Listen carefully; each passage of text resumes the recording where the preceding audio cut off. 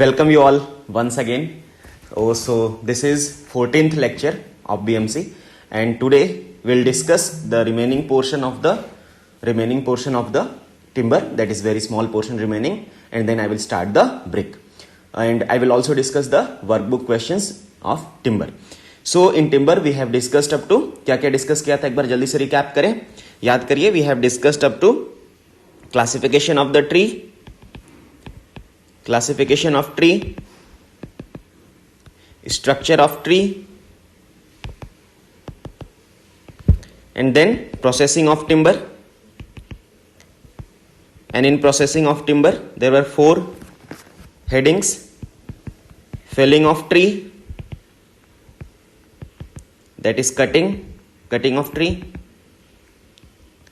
Next one was seasoning of timber,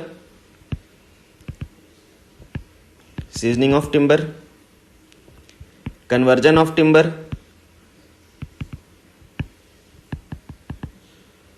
then preservation of timber,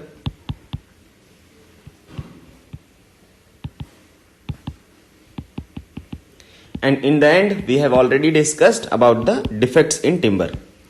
In defects in timber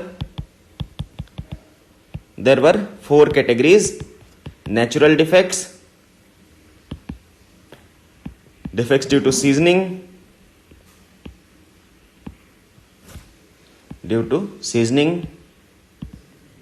defects due to conversion, and last one is defect due to fungi या insects, defects due to action of fungi.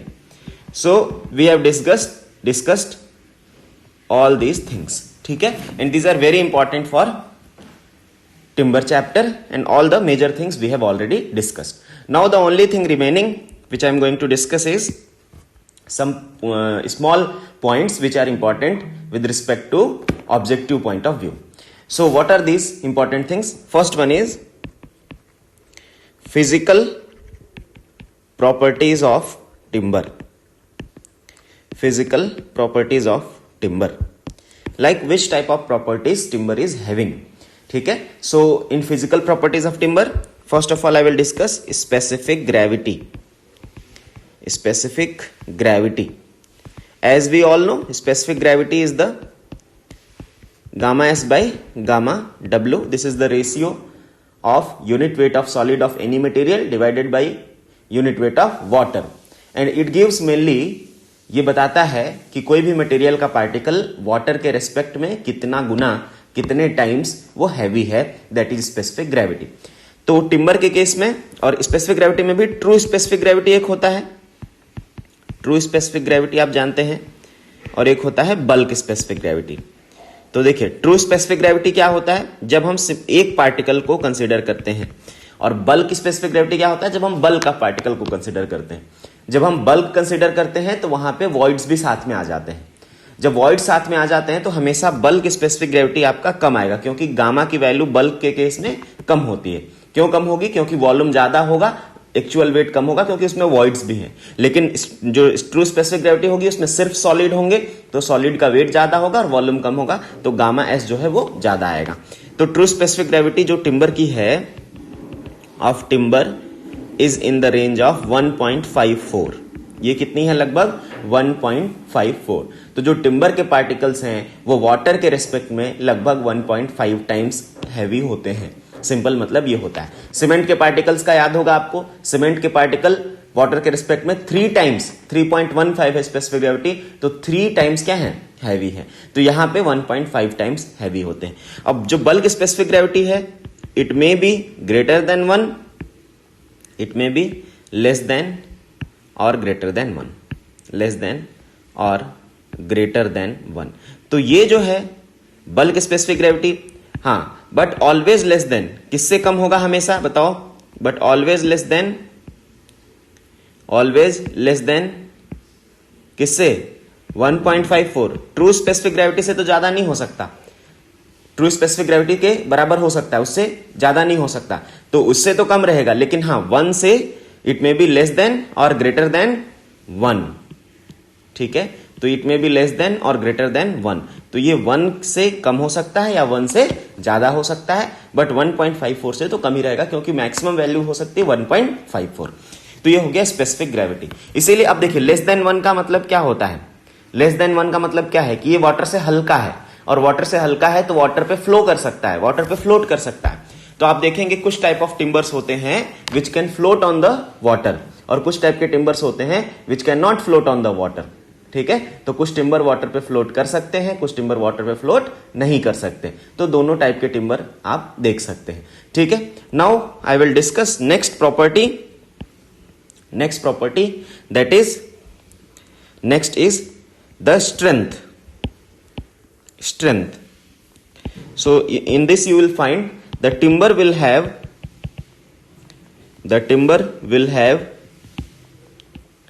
maximum strength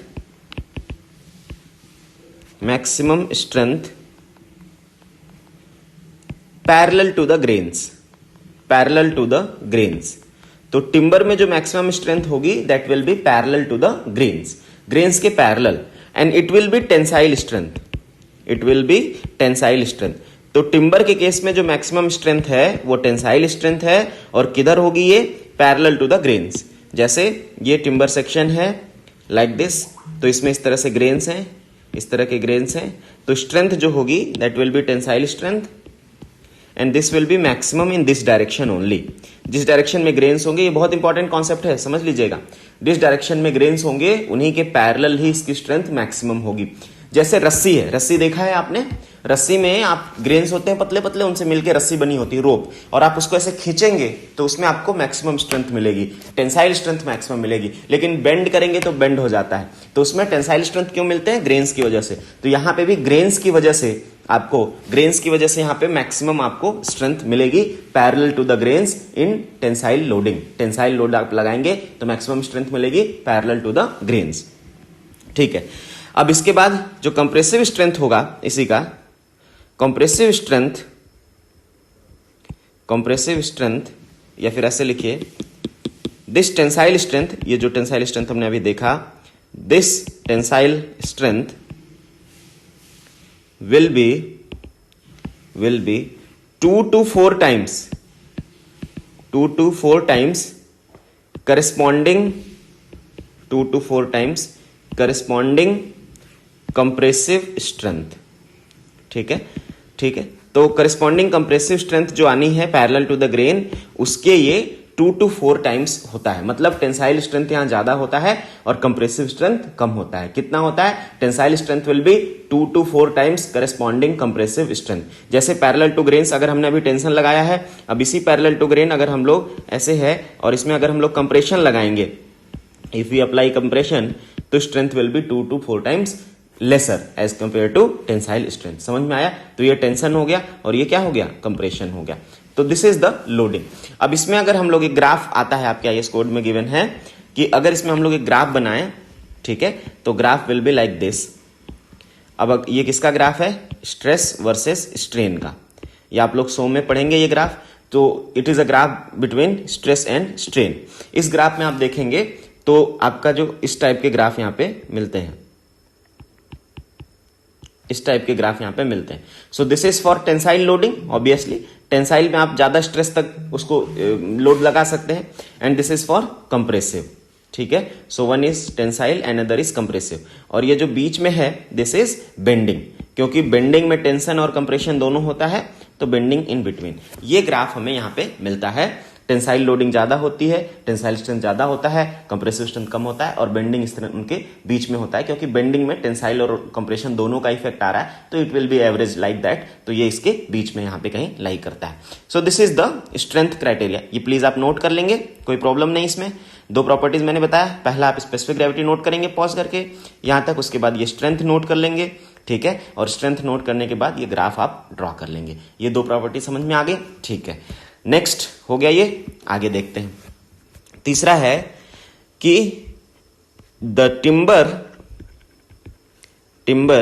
आपसे मैं पूछ रहा हूं, चलो बताओ, timber is homogeneous और non homogeneous? ये बताइए, टिम्बर इज होमोजीनियस और नॉन होमोजीनियस? ये क्वेश्चन आता है, बताइए टिम्बर इज होमोजीनियस और नॉन होमोजीनियस? ये क्वेश्चन अपने आप से पूछिए आप 1 मिनट रुक के कि टिम्बर इज होमोजीनियस और नॉन होमोजीनियस, तो क्या लगता है आपको? होमोजीनियस मतलब क्या है कि अगर आप क्रॉस सेक्शन देखें तो उसमें आपको चारों तरफ सारे पॉइंट्स पे क्रॉस सेक्शन जब आप देखें तो सारे पॉइंट्स पे प्रॉपर्टी एक जैसी हो। लेकिन क्या टिम्बर में ऐसा है? नहीं है। टिम्बर में आप देखेंगे हार्डवुड अलग क्वालिटी का होता है, सैपवुड अलग क्वालिटी का होता है, कैम्बियम लेयर अलग क्वालिटी। तो एक ही क्रॉस सेक्शन में अलग अलग प्रॉपर्टीज के टिम्बर हैं।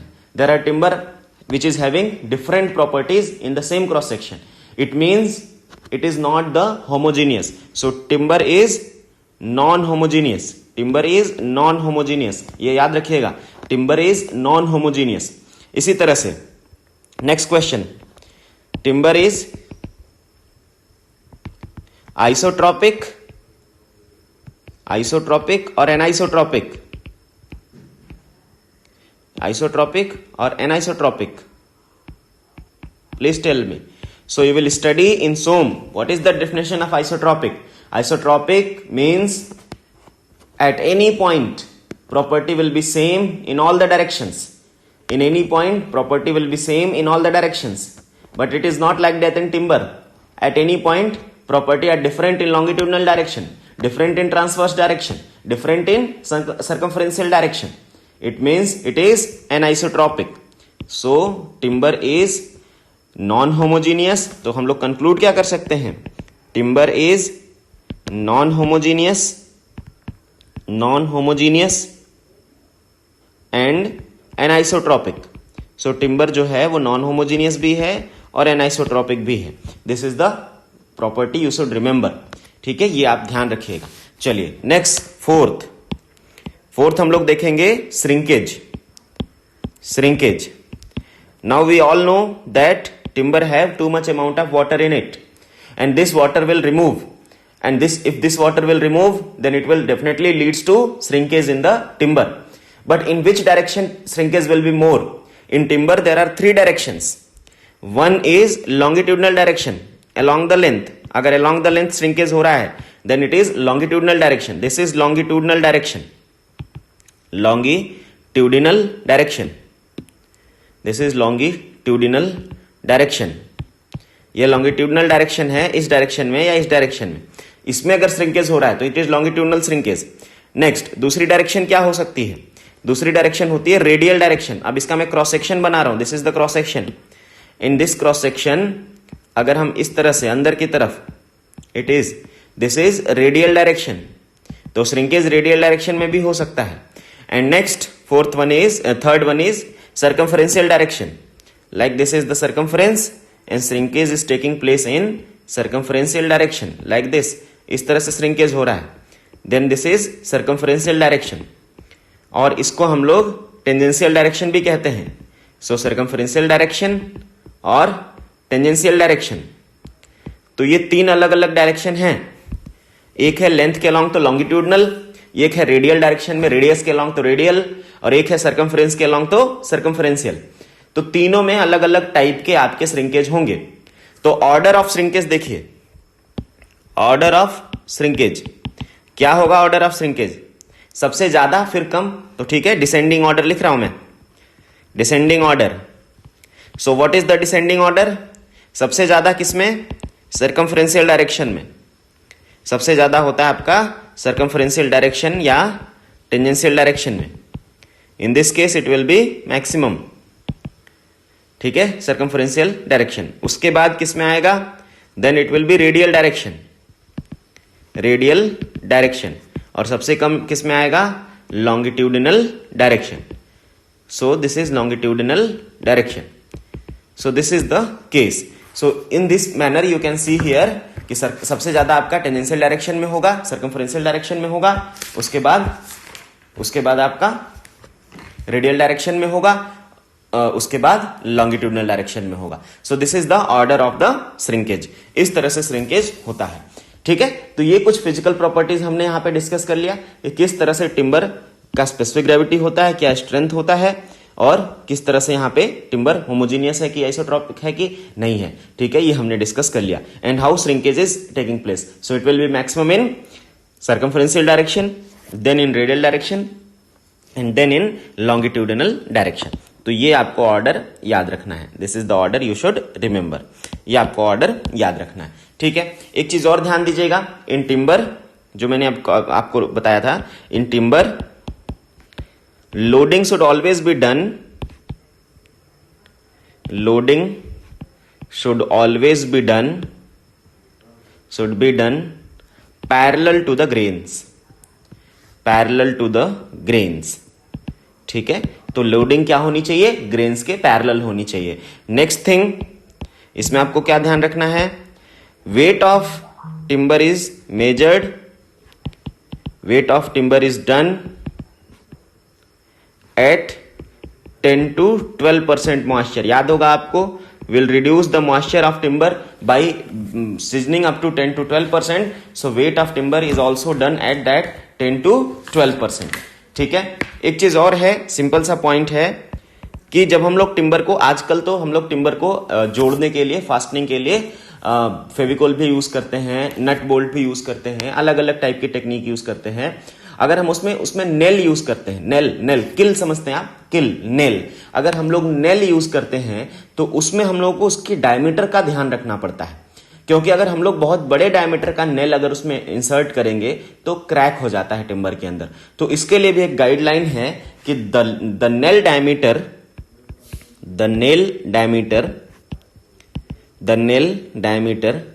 should not be more than, जो नेल का डायमीटर है should not be more than t/6, it should not be more than t/6। और यहां t क्या है, t is the minimum thickness of member, t is the minimum thickness of member to be connected. अब अगर हम लोग दो member को कनेक्ट कर रहे हैं तो मिनिमम थिकनेस जो है मेंबर का वो उसका t हो गया, और t/6 से बड़ा नहीं होना चाहिए डाया ऑफ द नेल। ऐसा नहीं कि हम उसमें बड़े डाया का नेल इंसर्ट करें, if will insert the nail of big dia, more dia, it will definitely crack the timber. This is the concept. So these are some physical property which I have mentioned, and these are some objective questions only. ये जो भी physical properties मैं mention कर रहा हूं, these are objective questions of previous year exams. Okay, now I will discuss classification of timber. Classification of timber. Classification of timber. So here we'll classify the timber on different basis. So पहला classification है, first is on the basis of modulus of elasticity, in longitudinal direction, ये direction जो है that is longitudinal direction only, तो direction है longitudinal direction, ठीक है। if longitudinal direction है then what is the कैसे हम लोग देखते हैं कि यहां पे किस तरह से longitudinal direction, किस तरह से यहां पे आपका आता है the value of modulus of elasticity, ठीक है। So there is a table for this, and इसमें क्या करते हैं, एक तरफ हम लोग क्लास लिखते हैं, there is a class on one side and modulus of elasticity on another side, modulus of elasticity on another side, and this modulus of elasticity will be in kPa, it is not in MPa। Normally modulus of elasticity will find in MPa, but it is in kPa। kPa मतलब 10³ into 10³ Newton पर, जैसे Newton पर mm square MPa होता है, here 10³ simple 10³ times pascal. What is the pascal, Newton पर metre square, ठीक है। तो उसके अकॉर्डिंग है ये, तो दिस इज kPa, ठीक है। अब kPa क्या होगा, kPa में अब there are 3 classes, class A, class B and class C, ठीक है। There are 3 classes, class A, class B and class C। देखिए इसका मतलब क्या है, 3 टाइप के क्लास होते हैं टिम्बर के यहाँ पे, class A, class B and class C। Now class A will be when the modulus of elasticity is greater than और equal to 12.5 kPa, it is greater than or equal to 12.5 kPa। now it is class B if 9.8 to 12.5, if it is 9.8 to 12.5 kPa then it is class B, and if it is 5.6 to 9.8 then it is class C। So as per modulus of elasticity, you can see here there are three classification: class A, B, C. If class A, if timber is class A, then its modulus of elasticity will be greater than or equal to 12.5 kPa. If class B, then modulus of elasticity will be greater than 9.8 to 12.5 kPa. And class C, if modulus of elasticity is in between 5.6 to 9.8. So this is the simple on the basis of modulus of elasticity. Next दूसरा classification है, second one is on the basis of durability. On the basis of durability. So we are talking about on the basis of durability. If I'll talk about on the basis of durability, then there are three classification. देखिए यहां पे हम लोग लिखेंगे durability, और durability का मतलब क्या है कि कितना टाइम तक वो सस्टेन कर रहा है. तो here I will right life span. Here I will write lifespan in months. ठीक है. So here I will write lifespan in months. So durability can be high. So if it is high durability, then lifespan should be greater than or equal to 120 months. 120 months का मतलब 10 year. So अगर life उसकी 10 साल से ज्यादा है, then it is called as highly durable timber. Now next, moderate durability. I will say this is moderate durable if lifespan is in between 60 to 120 month. अगर वो 5 साल से 10 साल के बीच में उसका लाइफ है, then it is called as moderate durable. And last में है low durable क्या होगा? If lifespan is less than 60 month. अगर 60 मंथ से कम है life span, then it is called as low durable. अब इंपॉर्टेंट बात ये समझिएगा, आप देखिए जैसे टिम्बर है, इसका लाइफ 10 साल हम बोल रहे हैं, और जो कंक्रीट है उसका लाइफ 50 साल होता है. स्टील का लाइफ हम लोग 50 साल डिजाइन करते हैं. तो इसीलिए टिम्बर का यूज स्ट्रक्चर में नहीं होता, क्योंकि लाइफ नहीं है इसकी लाइफ 10 साल है, और कहां कंक्रीट की लाइफ 50 साल है नॉर्मली. तो इसका मतलब है विच one is most widely used, किसको ज्यादा हम यूज करेंगे, विच one is more preferable. Obviously concrete and steel, like that metals and other type of materials are more preferable as compared to timber. So the basic problem with the timber is its life cycle and its lifespan. It is very less. ठीक है. Why it is very less? Because of the organic content in the timber, decay of timber may take place, and if decay of timber may take place, then definitely if lifespan is less than 6 months, then it is low durable timber. Now next classification, ये note कर लेंगे आप, please note down. ये आप दोनों note कर लेंगे, ठीक है, इसको नोट कर लीजिएगा. Next classification is third, on the basis of seasoning of timber. That is ease of seasoning, कि कौन कितना जल्दी सीजनिंग हो रहा है. That is ease of seasoning, and it is as per IS 1141. It is as per IS 1141. ठीक है. So this is IS code for seasoning of the timber. Okay, one more thing, जो मैं IS code बताता हूं, क्यों बताता हूं आपको, ऐसा नहीं कि आपको इसको रट लेना है. ऑब्जेक्टिव के लिए तो बहुत जरूरी नहीं है रटना इसको, क्योंकि ऑब्जेक्टिव में ये कोड तो नहीं पूछता कभी. लेकिन हाँ, सब्जेक्टिव के लिए थोड़ा थोड़ा जरूरी रहता है, क्योंकि सब्जेक्टिव में जब भी आप कोई सब्जेक्टिव क्वेश्चन लिखेंगे, मेंस का क्वेश्चन लिखेंगे, if you refer the IS code, then obviously it will give you more weightage. Next thing is कि ये आपको इसलिए लिखवाता हूं कि आपको अगर कोई कंफ्यूजन हो रहा है, कभी डाटा से रिलेटेड, कभी डेटा से रिलेटेड, कभी कोई कॉन्सेप्ट से रिलेटेड, या कोई डायग्राम से रिलेटेड, सो आपको IS कोड रहेगा. तो you can download that IS code from the internet and you can cross check. Please don't believe on any internet stuff, Wikipedia और ये सब चीजें, और जैसे ये कोई बहुत सारी चीजें वहां वेबसाइट हैं जो सिविल इंजीनियरिंग के बारे में बहुत कुछ लिखते हैं.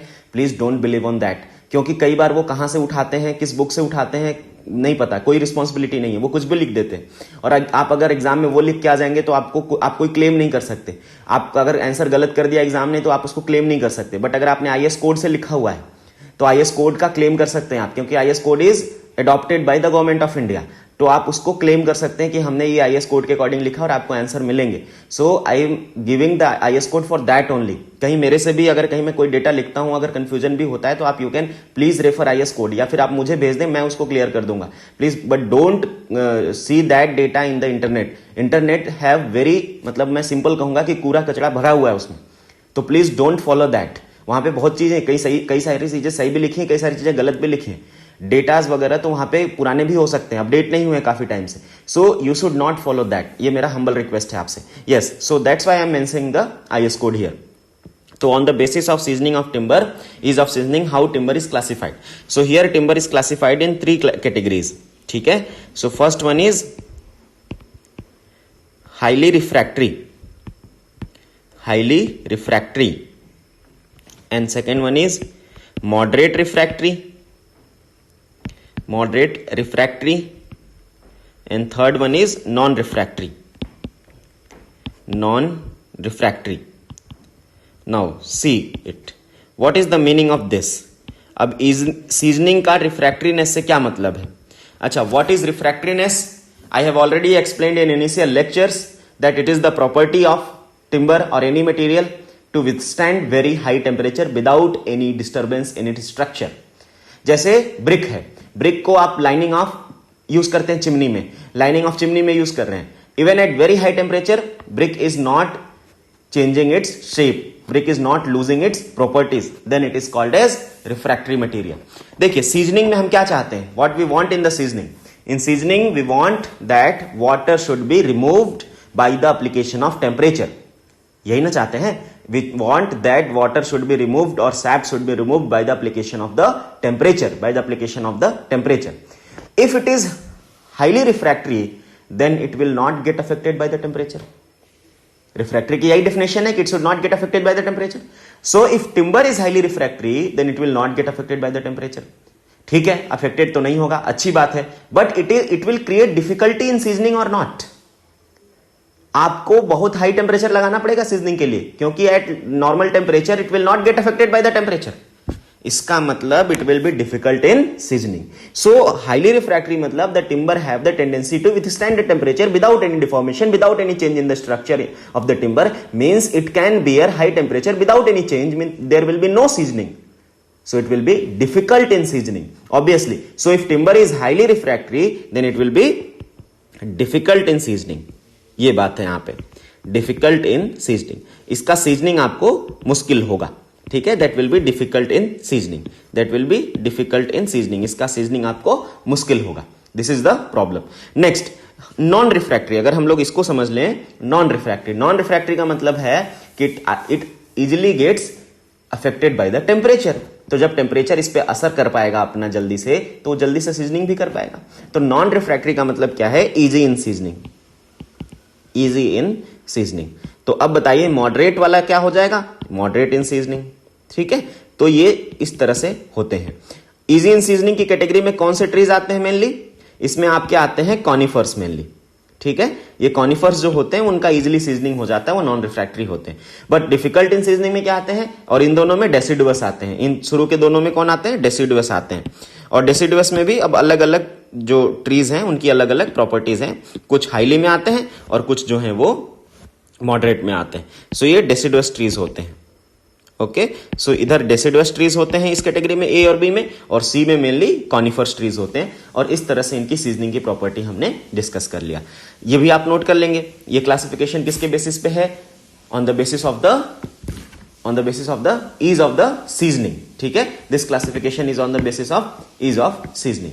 Now next classification I will see here. Next classification will see. ठीक है, देखिए नेक्स्ट क्लासिफिकेशन किसके बेसिस पे है?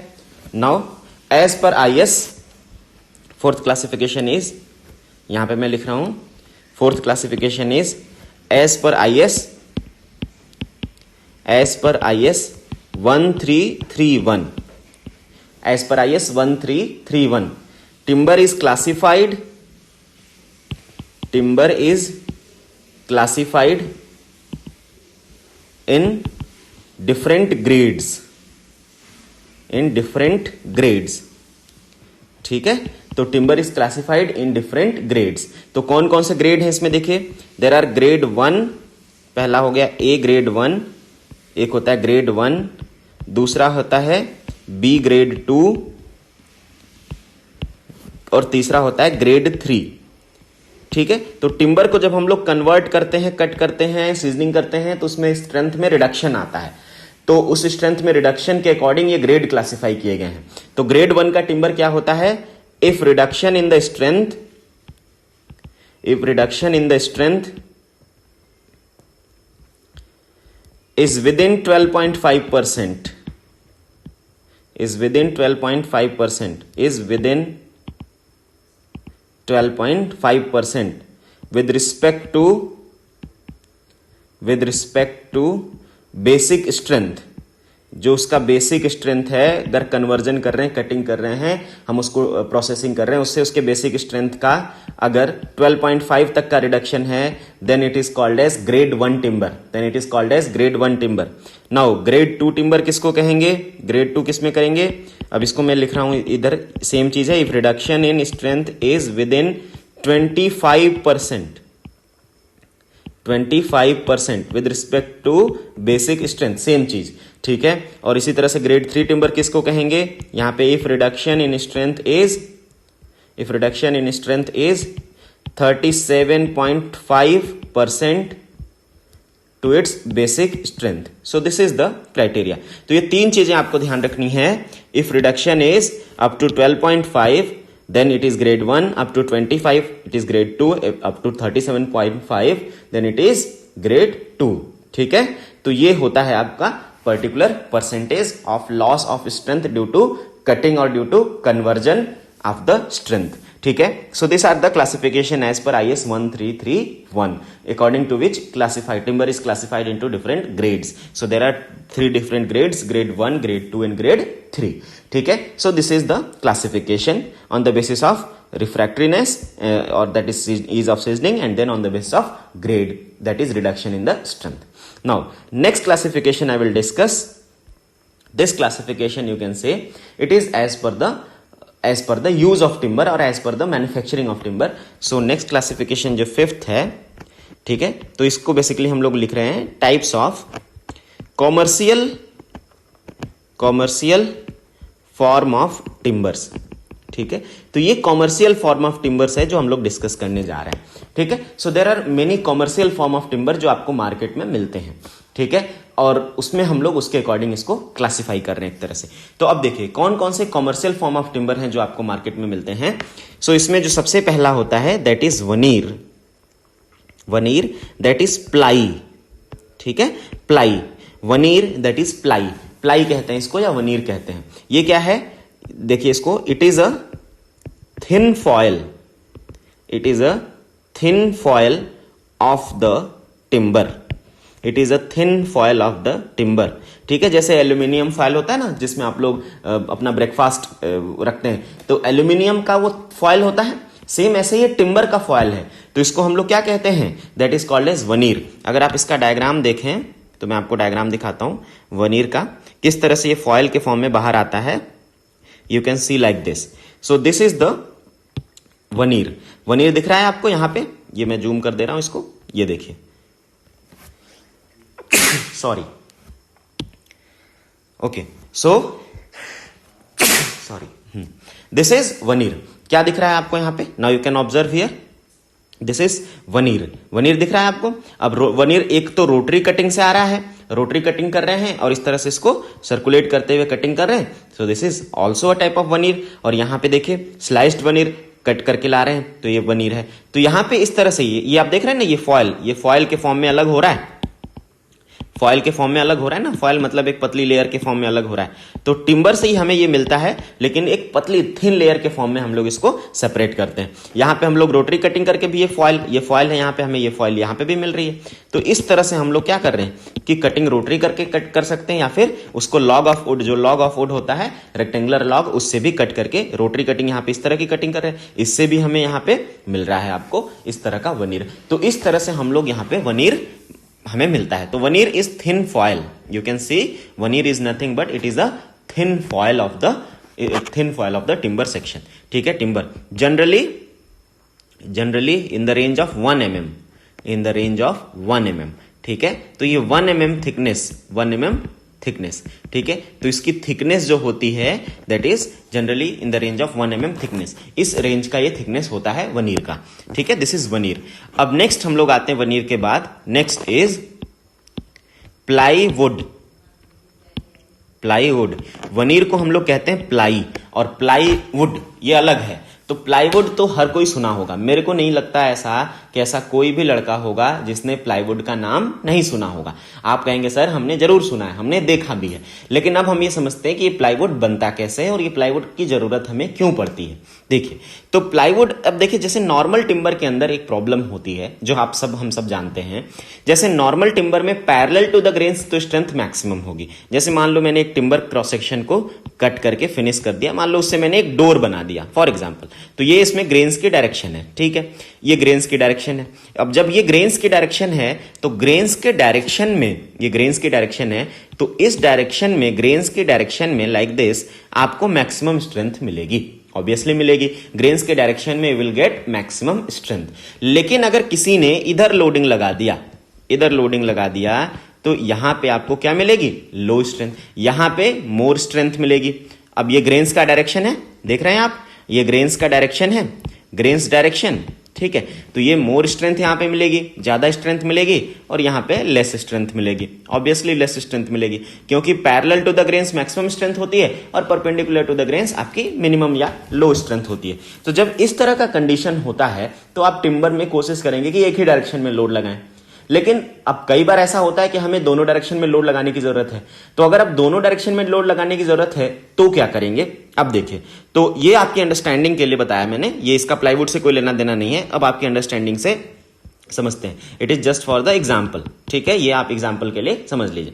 अब देखिए प्लाईवुड, प्लाईवुड में हम क्या करते हैं, प्लाईवुड में हम क्या करेंगे अब कि हमें अब प्लाईवुड बनाना है। तो प्लाईवुड में इसका नाम प्लाईवुड क्यों पड़ा? पहले प्लाईवुड का नाम प्लाईवुड क्यों पड़ा, मैं यहां पे अब डिस्कस करने जा रहा हूं कि प्लाईवुड का नाम प्लाईवुड क्यों पड़ा। क्योंकि उसमें प्लाई यूज होता है, और प्लाई किसका नाम है? प्लाई किसका नाम है? प्लाई वनीर का ही तो नाम है। मतलब प्लाईवुड जो होता है वो किससे मिलकर बना होता है? वो वनीर से ही मिलकर बना होता है। तो प्लाईवुड जो होता है वो वनीर से ही मिलकर बना होता है। तो प्लाईवुड के अगर हम लोग देखें तो plywood is, it is a combination of plies, you can simply say it is a combination of plies। तो plies मतलब क्या? वनीर।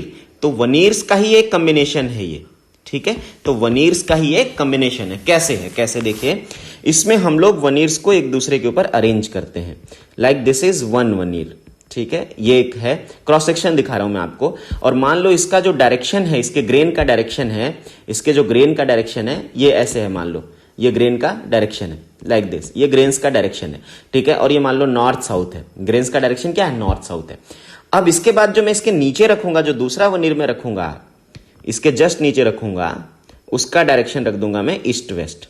अब इसका डायरेक्शन, जो पार्टिकल का डायरेक्शन रख दूंगा इसके ग्रेन्स का, उसको मैं अब अलग वनीर ला के रख रहा हूं मैं, तो एक ऐसे ऐसे रख दूंगा और दूसरे का डायरेक्शन घुमा के उसको रख दूंगा परपेंडिकुलर, तो ये हो गया ईस्ट वेस्ट, ठीक है, तो इसका हो गया ईस्ट वेस्ट। तो एक हो गया इधर, देखिए जो आपका इधर है नॉर्थ साउथ हो गया, तो उसके परपेंडिकुलर तो सबको ऑब्वियस है ना, ये ईस्ट वेस्ट होगा। फिर इसके नीचे आया, फिर से एक वनीर में यहां लगाऊंगा और इसको कर दूंगा फिर से नॉर्थ साउथ। तो जो रेड वाला मैं बना रहा हूं वो ईस्ट वेस्ट है और जो ब्लू वाला है वो नॉर्थ साउथ है, और लास्ट में फिर नीचे मैंने एक वनीर लगा दिया। अब देखो 1 mm के 2 mm 1 mm के आसपास के वनीर होते हैं, और उन वनीर्स को मैंने इस तरह से अरेंज कर दिया 1 mm के आसपास के। अब जब कर दिया तो ये 5 अगर वनीर लगा दिए तो 5 mm हो गया थिकनेस। अब इसके बीच में हम लोग क्या करेंगे, ये तो थिकनेस ऐसे बढ़ाया, फिर इनके बीच में हम लोग क्या करेंगे, ग्लू लगा देंगे, ग्लू एडहेसिव ग्लू लगा देंगे, और इनके बीच में ग्लू लगा देंगे। अब प्लाई कैसे बनता है ये मैं सिखा रहा हूं आपको। तो वनीर लेके आते हैं हम लोग, प्लाईज लेके आते हैं, फिर उससे प्लाईवुड बनता है कैसे वो बता रहे हैं। तो देखिए अब इनके बीच में क्या लगा दिया, ग्लू लगा दिया, और उसके बाद इनको क्या किया, कंप्रेस कर दिया। फिर इसको बाद हमने इसको क्या किया, कंप्रेस कर दिया। तो किया क्या हमने, देखो प्लाईवुड बनाने के लिए हमने प्लाईज को अरेंज किया, प्लाईज को अरेंज किया, और प्लाईज को अरेंज करने के बाद उनके बीच में एडहेसिव लगा के उनको प्रेशर लगा के चिपका दिया, और अब आपको ये पूरा का पूरा टिम्बर मिल गया। ये जो टिम्बर का क्रॉस सेक्शन दिख रहा है ये आपको ये पूरा का पूरा टिम्बर अब एक साथ मिल गया, और इसी टिम्बर का नाम क्या होगा, प्लाईवुड। इसका नाम क्या होगा, प्लाईवुड। अब आप इसमें एक चीज ऑब्जर्व करें, देखिए जो टॉप और बॉटम है दोनों का कलर सेम है, तो ये नॉर्थ साउथ इसमें ग्रेन की डायरेक्शन है, इसमें भी नॉर्थ साउथ ग्रेन की डायरेक्शन है। तो नॉर्मली हम कोशिश करते हैं कि प्लाईवुड पे टॉप पे और बॉटम पे डायरेक्शन की जो ग्रेन्स की डायरेक्शन है वो सेम रहे। तो प्लाईवुड के टॉप और बॉटम पे जो स्ट्रेंथ की डायरेक्शन है वो सेम होती है। यहां पे भी हमने यही कोशिश किया है। तो नॉर्थ साउथ दोनों के केस में है, टॉप और बॉटम दोनों पे डायरेक्शन सेम है। तो इसको हम लोग जो टॉप और बॉटम पे होते हैं आपके प्लाईज, उनको कहते हैं फेस। ठीक है, तो इसको कहते हैं फेस। ये फेस है जो दिखता है आपको। ठीक है, अच्छा इसी तरह से आप देखें सेंटर में भी एक ब्लू कलर का है, वहां पे भी डायरेक्शन क्या है, नॉर्थ और साउथ ही है। यहां पे भी डायरेक्शन क्या है, नॉर्थ और साउथ ही है। ये डायरेक्शन आपको दिख रही है, यहां पे भी नॉर्थ और साउथ ही है। तो इसको हम लोग क्या कहते हैं, इसको कहते हैं, ये आपका बीच में है तो इसको हम लोग कहते हैं कोर। ठीक है, so it is called as core. ये इस तरह से समझ लीजिए। ये आपका प्लाईज का अरेंजमेंट है। 1 प्लाई, 2 प्लाई, 3 प्लाई, 4, 5 प्लाईज लगाई गई हैं। प्लाई मतलब वनीर। अब उन सबको चिपका दिया गया है ग्लू से और उनके बीच में ग्लू लगा दिया गया। उसके बाद उनको हमको प्रेशर से क्या करना है, चिपका देना है। और जब हम चिपकाएंगे तो इसमें देखिए जो ब्लू कलर के हैं उनमें ग्रेन्स की डायरेक्शन नॉर्थ साउथ है, और जो रेड कलर के हैं उनमें ग्रेन्स की डायरेक्शन ईस्ट वेस्ट है। रेड वाले में ग्रेन की डायरेक्शन ईस्ट वेस्ट है, तो इसमें ईस्ट वेस्ट है, इसमें ईस्ट वेस्ट है फॉर एग्जाम्पल, और इसमें वापस से नॉर्थ साउथ है। तो ये देखिए, अब ये नॉर्थ साउथ वाले जो टॉप और बॉटम पे उनको हम लोग क्या कहते हैं, फेस, और जो बीच में होता है उसको क्या कहते हैं, कोर। अब ये जो दोनों ईस्ट वेस्ट वाले हैं इनको हम लोग क्या कहते हैं, क्रॉस बैंड्स। इनको हम लोग क्या कहते हैं, क्रॉस बैंड्स। इनको क्या कहेंगे, क्रॉस बैंड्स। क्यों कहेंगे क्रॉस बैंड्स, क्योंकि ये नॉर्थ साउथ के क्रॉस में है, इसलिए इनको क्या कहते हैं, क्रॉस बैंड्स। तो इस तरह से क्रॉस बैंड बनाएंगे। अब बस इतना समझाने के बाद अब मुझे इतना बता दीजिए कि in which direction we can apply the load. अब आप देखिए किस डायरेक्शन में हम लोग लोड अप्लाई कर सकते हैं। अब आप कहेंगे sir both the direction you can apply the load, क्योंकि अब ईस्ट वेस्ट में भी ग्रेन्स हैं और नॉर्थ साउथ में भी ग्रेन्स हैं। ठीक है, so now grain direction is in both, grain is in both direction, is in both direction, दोनों में ग्रेन्स हैं, in both direction, north south as well as east west, as well as east west. Hence we can obtain better strength in both the direction. We can obtain better strength in both the direction by making plywood. ठीक है, तो plywood अगर हम बनाएंगे तो हमें दोनों ही direction में अच्छी स्ट्रेंथ मिल सकती है। If I will make the plywood I will get the better strength in both the direction. So this is called as the basic, this is the basic concept of the plywood. अब इसी पे आपके engineering services में question आया है, उसमें आया है क्वेश्चन, आपकी वर्कबुक में मैं डिस्कस करूंगा कि प्लाईवुड के क्या एडवांटेजेस हैं। तो प्लाईवुड के क्या एडवांटेजेस हैं, तो आप कहेंगे सर एडवांटेज यही है कि आप इसमें दोनों डायरेक्शन में ठीक ठाक स्ट्रेंथ आपको मिल जाती है, क्योंकि ग्रेन्स को हम परपेंडिकुलर लगा के अरेंज करके रखते हैं। कैसे बनती है प्लाईवुड, सारे के सारे प्लाईज को एक साथ चिपका के बनती है। ठीक है, और प्लाईज कहां से मिलते हैं, वो हम लोग वनीर कहते हैं, और ये हमको कहां से मिलते हैं, टिम्बर से ही मिलते हैं। तो टिम्बर से प्लाई निकाल के फिर प्लाईवुड हम लोग बना लेते हैं। और ये प्लाईवुड आपको पता है कि ये मार्केट में सबसे ज्यादा आप यूज करते हैं, इसको बिकती है और सब जगहों पर ये यूज होती है। This is plywood. ठीक है, समझ में आया आपको। तो पहला हमने डिस्कस किया प्लाई, वनीर या प्लाई, और दूसरा क्या डिस्कस किया, प्लाईवुड। अब हम लोग डिस्कस करते हैं नेक्स्ट एक होता है, next one is, third one is fibre board. ठीक है, so what is this fibre board, listen carefully. ये फाइबर बोर्ड क्या होता है, देखिए फाइबर बोर्ड क्या है, देखने में ये भी प्लाई जैसा लगेगा, क्योंकि इसमें भी जो फेसेस होते हैं, faces will be of plies, but inside the faces fibers, compressed fibers, किसके, compressed fibers of vegetations and waste materials is placed। ठीक है भाई, तो यहां क्या करेंगे, what we are doing here, this is the face. तो फेस पे तो ये भी बिल्कुल प्लाई ही यूज कर रहा है, तो फेस से तो आपको प्लाईवुड जैसा ही दिखेगा, फेस पे दोनों प्लाई होंगे, this will be ply only. तो फेस सेम होगा जैसे प्लाईवुड में था, दिस इज द फेस। लेकिन उसमें प्लाईवुड में क्या था, देखो उसमें बीच में भी प्लाई ही थी, बस उसमें बीच में गम लगाए हुए थे हमने, ग्लू लगाए हुए थे। लेकिन यहां पे बीच में प्लाई नहीं होगी। अब यहां पे बीच में क्या होंगे, फाइबर्स, लाइक दिस। और ये जो फाइबर्स होते हैं इनको हम लोग पहले छोटे छोटे फाइबर्स बना के फिर उनको ग्लू इसमें मिक्स करके, ये फाइबर्स होते हैं, अब यहाँ प्लाइज नहीं है, ग्लू को मिक्स करके और ग्लू मिक्स करने के बाद इसको हम लोग कंप्रेस कर देते हैं मशीन से। जब हम लोग मशीन से इसको कंप्रेस कर देते हैं तो इसमें भी काफी अच्छी खासी स्ट्रेंथ आ जाती है और ये भी हम लोग इसको प्लाई के बीच में फिक्स कर देते हैं। तो ये आपको क्या मिल जाते हैं, this is basically the fibre board, क्योंकि बीच में क्या है, फाइबर्स है, दिस आर कंप्रेस्ड फाइबर्स। तो इस तरह से अगर हम लोग बनाते हैं टिम्बर तो it is called as compressed fibre board. ठीक है, दैट इज कंप्रेस्ड फाइबर और कंप्रेस्ड फाइबर बोर्ड। ठीक है, तो टॉप और बॉटम पे तो वनीर्स ही हैं, प्लाईज ही हैं, बट हाँ बीच में उसमें हमने क्या इंसर्ट कर दिया है, फाइबर, कंप्रेस्ड फाइबर इंसर्ट कर दिया है, then it is called as compressed fibres और फाइबर बोर्ड।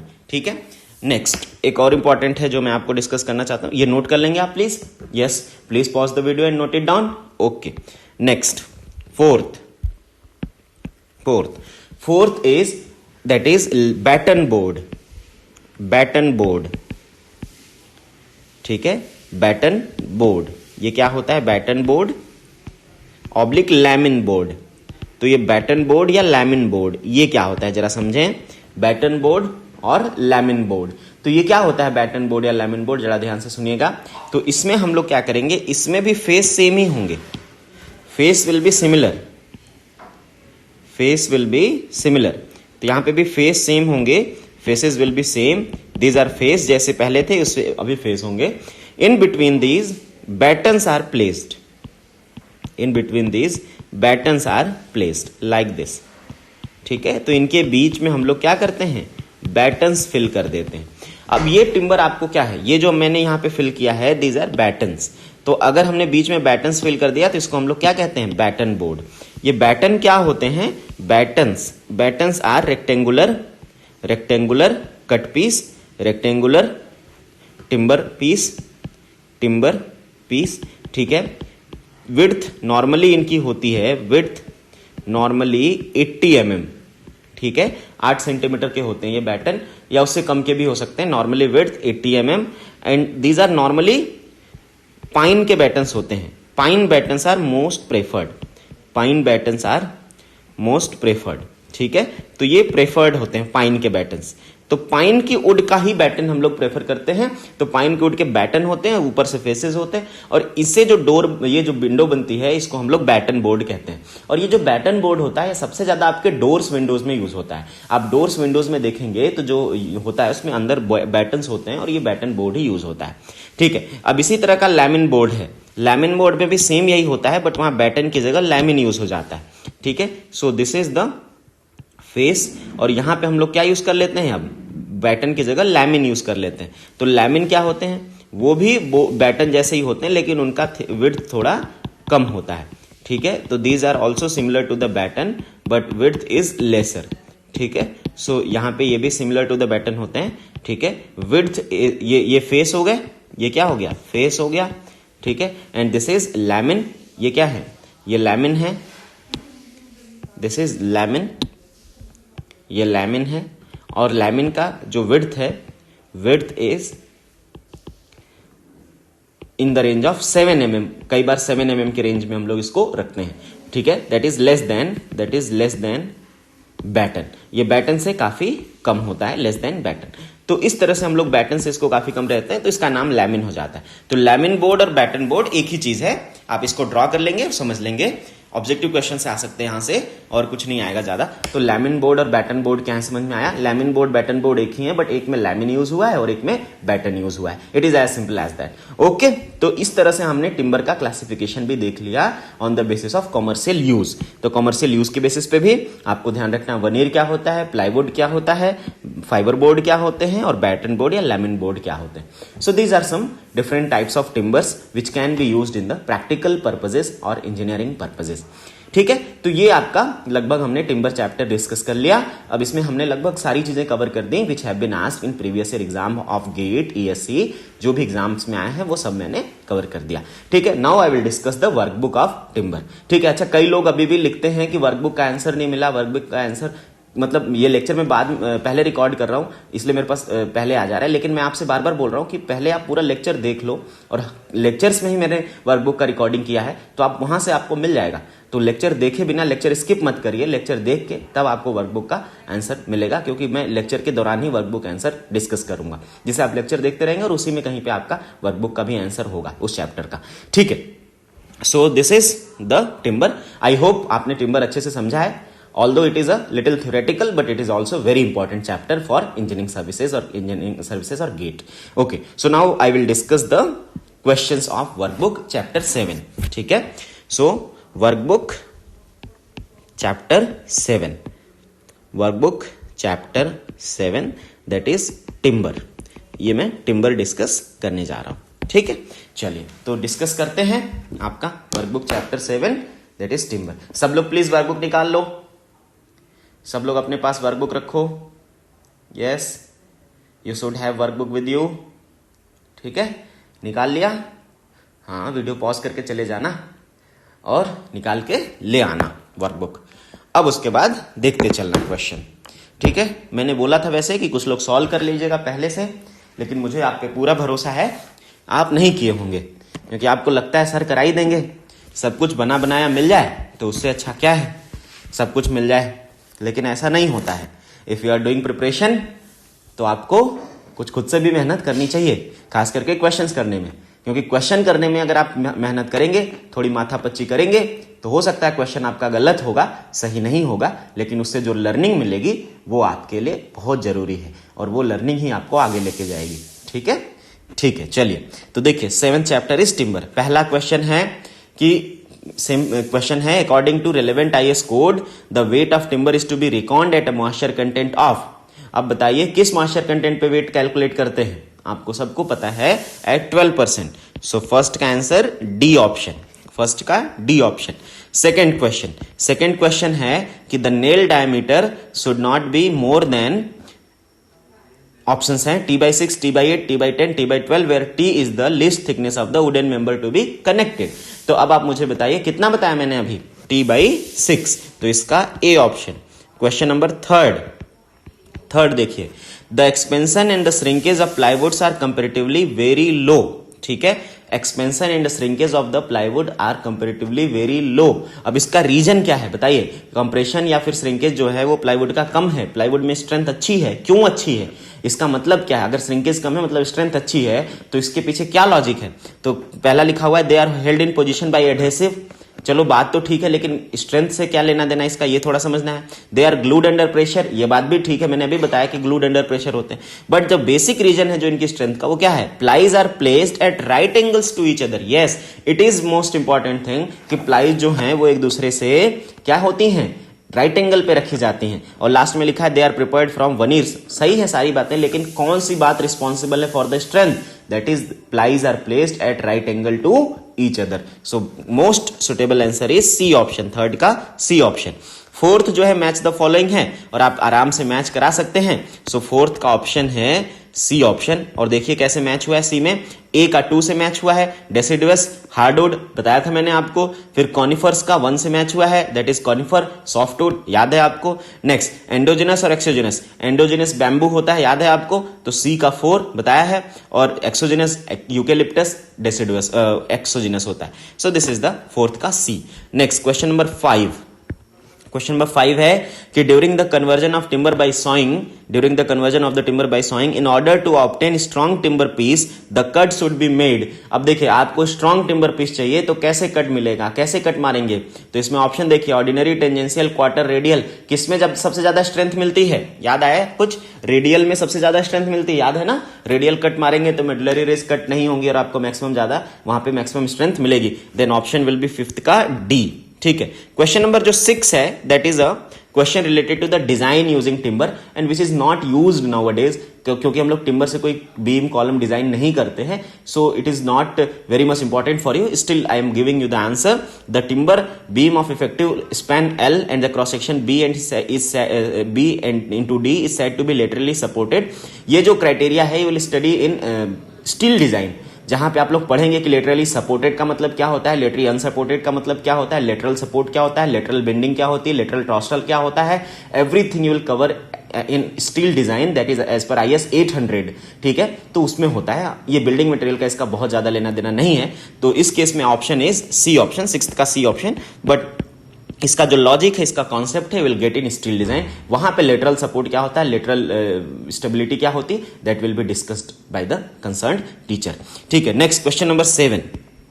क्वेश्चन नंबर 7 में आपको लिस्ट फिर से मैच करनी है, और ये लिस्ट आप इजीली मैच कर सकते हैं 7 में, और 7 में लिस्ट मैच करने के बाद आपको आंसर मिलेगा दैट इज बी ऑप्शन, ठीक है। क्या मैचिंग हुआ है, ए का 5 के साथ मैचिंग हुआ है, तो A is the inner most portion और the core of the stem, yes that was pith और मेडुला, ठीक है। बी का मैचिंग किसके साथ हुआ है, 1 के साथ हुआ है, तो B is the vascular tissue which endorse the pith, yes that is called as transverse septa या medullary rays, yes that is the medullary rays. Next C है a cellular tissue and the woody fiber arranged in distinct concentric circle. अब C का आपका matching किसके है, 2 के साथ, annual rings जिनको हम लोग कहते हैं। और डी क्या है, the thin layer below the bark not converted into sapwood, that is cambium layer, तो इसका ऑप्शन 3rd है। तो इस तरह से आप इजीली मैच करा सकते हैं। Next question number 8th question देखिए। 8th क्वेश्चन में क्या बोलता है, the strength of timber is maximum in the direction. अभी मैंने बताया पैरेलल टू द ग्रेन से स्ट्रेंथ मैक्सिमम होगी, तो 8th का बी हो जाएगा। 9th जो क्वेश्चन है, 9th क्वेश्चन मैंने अभी आपको बताया कि ratio of tangential shrinkage to radial shrinkage. अब मैंने आपको श्रिंकेज का ऑर्डर बताया था, रेशियो नहीं बताया था कि एग्जैक्टली रेशियो क्या होता है। तो ये रेशियो जो होता है यहाँ पे दैट इज ए, ये होता है कि टेंजेंशियल श्रिंकेज लगभग 3 to 5 टाइम्स होता है रेडियल श्रिंकेज के। टेंजेंशियल मतलब circumferential shrinkage will be 3 to 5 times radial shrinkage, तो ये आप याद रख लीजिएगा, दैट इज 3 to 5 टाइम्स, ठीक है। 10th क्वेश्चन, ये मैंने आपको बताया था कि consider the following method of preservation of timber. Method of preservation बताया था, तो उसमें अलग अलग मेथड बताए थे। ओपन टैंक एप्लीकेशन क्या होता है, डिपिंग क्या होती है, ब्रश एप्लीकेशन क्या होता है, प्रेशर एप्लीकेशन क्या होता है। इसमें पूछा है the correct sequence of these methods in the increasing order of their effectiveness. अब increasing order of their effectiveness कौन सबसे ज्यादा इफेक्टिव होगा, so you can easily understand which one is more effective. तो आप कहेंगे sir pressure application will be more effective, obviously. So pressure application सबसे last में हम रखेंगे, तो ऐसा कौन सा ऑप्शन है, तो ऐसा सी और बी है। अब सी और बी में भी अब देखिए सबसे कम इफेक्टिव कौन है, ये ध्यान देना है। सबसे ज्यादा इफेक्टिव है प्रेशर वाला, और सबसे कम इफेक्टिव कौन सा है, so that will B brush application, जो ब्रश से हम अप्लाई कर रहे हैं दैट इज लेस इफेक्टिव। तो यहां पे ऑप्शन क्या हो जाएगा, सी ऑप्शन, 10th का सी। नेक्स्ट 11th क्वेश्चन देखिए। 11th question is hardest timber is obtained from the wood grown in. Hardest timber जो होता है, हार्ड टिम्बर हमें कहां से मिलेगा, तो कहां पे मिलेगा, जब ये मॉडरेटली ड्राई क्लाइमेट रीजन में होगा ऑब्वियसली, और उसके बाद जब इसमें ओपन एरियाज में होगा, ठीक है। तो ओपन एरियाज में होगा और ड्राई क्लाइमेट में होगा, तभी आपको यहां पे मिलेगा। तो 11 का क्या ऑप्शन, 11 का ऑप्शन हो जाएगा 1 and 3। सो क्वेश्चन नंबर 11 का ऑप्शन इज ए ऑप्शन, ठीक है।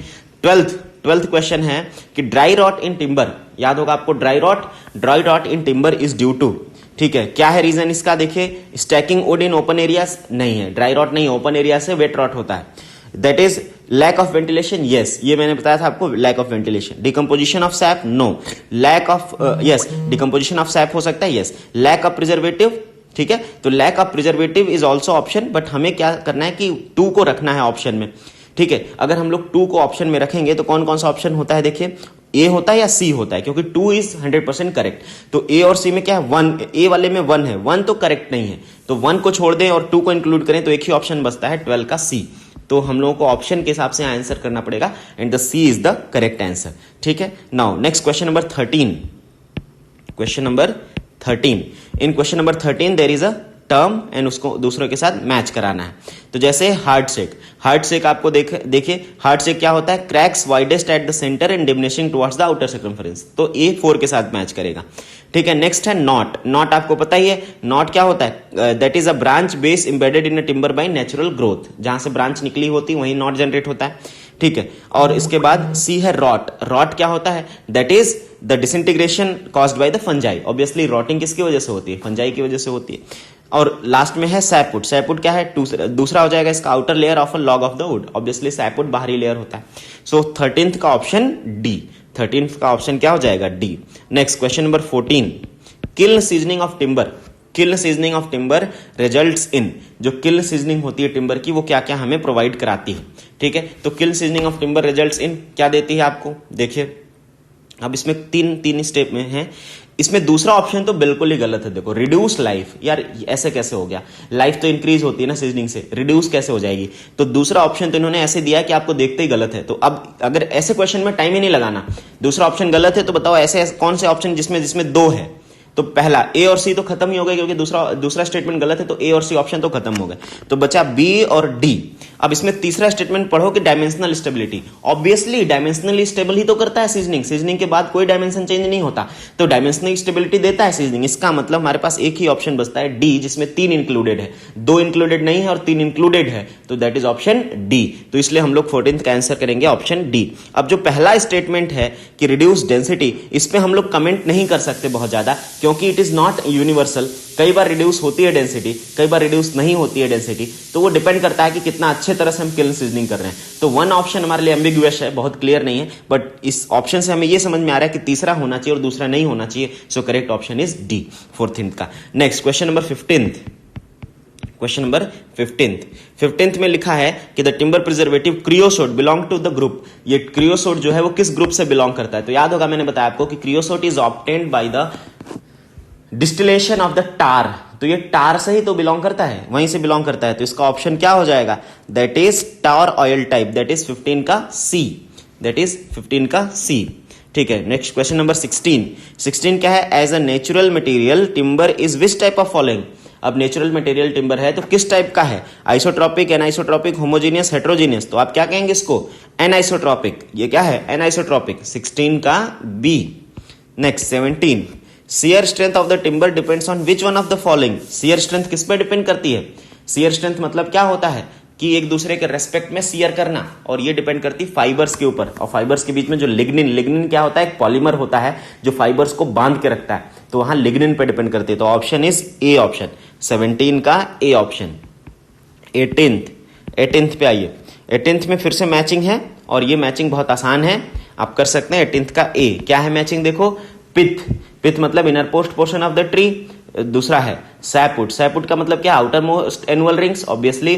फिर सी हार्टवुड का मतलब क्या हो जाएगा? That is inner annual ring surrounding the pith, yes. और चौथा है cambium layer, that is thin layer of sap between sapwood and the inner bark. So इसका क्लियर ऑप्शन है ए ऑप्शन, 18 का ए। क्वेश्चन नंबर 19 में आइए। In respect of moisture content in the wood the fibre saturation point. याद है आपको मैंने बताया था fibre saturation point. What is this fibre saturation point? तो आपको मैंने बताया था, इसमें आप ऑप्शन पढ़ेंगे। पहला है free water present in the cell, no ये नहीं है। Free water present in the cell wall and cell cavities, no ये भी नहीं है। No moisture present in the cell wall and cell cavity, ये भी नहीं है। नो मॉइस्चर भी नहीं है। क्या था? No free water exist in cell cavity but cell wall is saturated. मतलब सेल कैविटी में वाटर नहीं है लेकिन सेल वॉल सेचुरेटेड है, that is called as fibre saturation point, जो आपको मैंने बताया था। So this is the correct option, 19 का डी। 19 का D is the correct option. Next question number 20 पे आए। Consider the following statement on the specific gravity of the would. ये भी मैंने बताया आपको। तो it is always greater than 2, ये तो बिल्कुल गलत है, मैंने बोला ऐसा हो ही नहीं सकता, स्पेसिफिक ग्रेविटी ज्यादा तो होता ही नहीं है। दूसरा, it is less then 1, yes it may happen, मैंने बोला it may happen, yes it may happen in case of bulk gravity ratio. Next मैंने बोला थर्ड क्या है? It is not dependent upon the temperature and the equilibrium moisture content. नहीं करता है depend, क्योंकि टेम्परेचर चेंज होगा तो उस हिसाब से आपका मटेरियल में चेंजेस आते हैं, तो ये अनडिपेंडेंट तो नहीं है, डिपेंड करता है।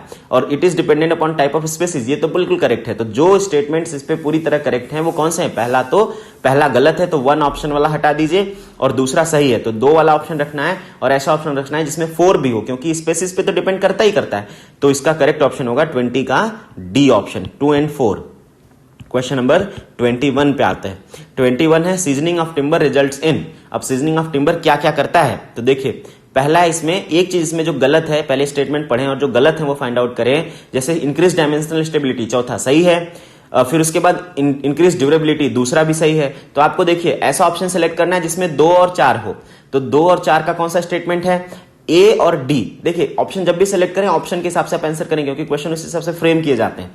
तो ऑप्शन ए और डी जिसमें 2 और 4 सही है, लेकिन ए में 1 है और डी में 3 है। 3 पढ़िए जरा। 3 है रिड्यूस रिजाइलियंस। रिजाइलियंस रिड्यूस करता है, ये गलत स्टेटमेंट है, क्योंकि रिजाइलियंस रिड्यूस नहीं करता है, रिजाइलियंस बढ़ाता है। रिजाइलियंस क्या होता है? इलास्टिसिटी ऑफ द मटेरियल, कि मटेरियल के अंदर स्ट्रेस आएगा तो कंप्रेस होगा, फिर स्ट्रेस हट जाएगा तो वापस से गेन अपना शेप गेन कर लेगा। जैसे आपने देखा होगा स्प्रिंग रिजाइलियंट होती है, तो इसी तरह से टिम्बर में जब सीजनिंग हो जाती है तो वो भी रिजाइलियंट बनता है, रिजाइलियंट कम नहीं होता है। Resilience you will study in the SOM, resilient is the spring की रिजाइलियंट होती है ना, स्प्रिंग दबती है फिर उठती है, दबती उठती, दैट इज रिजाइलियंट। तो ये रिजाइलियंट होता है टिम्बर में भी। इसका मतलब थर्ड स्टेटमेंट गलत है, तो इसका मतलब कौन सा ऑप्शन बचता है फिर? A option. तो ए ऑप्शन में इन्होंने जो लिखा है पहला, increase strength, yes increase strength मैंने बताया था आपको, क्योंकि हार्डनेस बढ़ने से वर्केबिलिटी इसके सीजनिंग की वजह से स्ट्रेंथ मॉडिफाई होती है आपकी, सो that is correct. Next question number 22। Question number 22 में क्या है देखिए ध्यान से, दैट इज द 22 में लिखा है consider the following statement.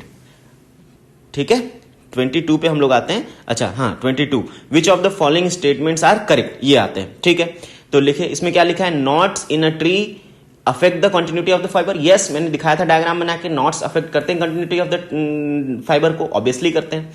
Next क्या है, nail knots do not influence the strength of the timber.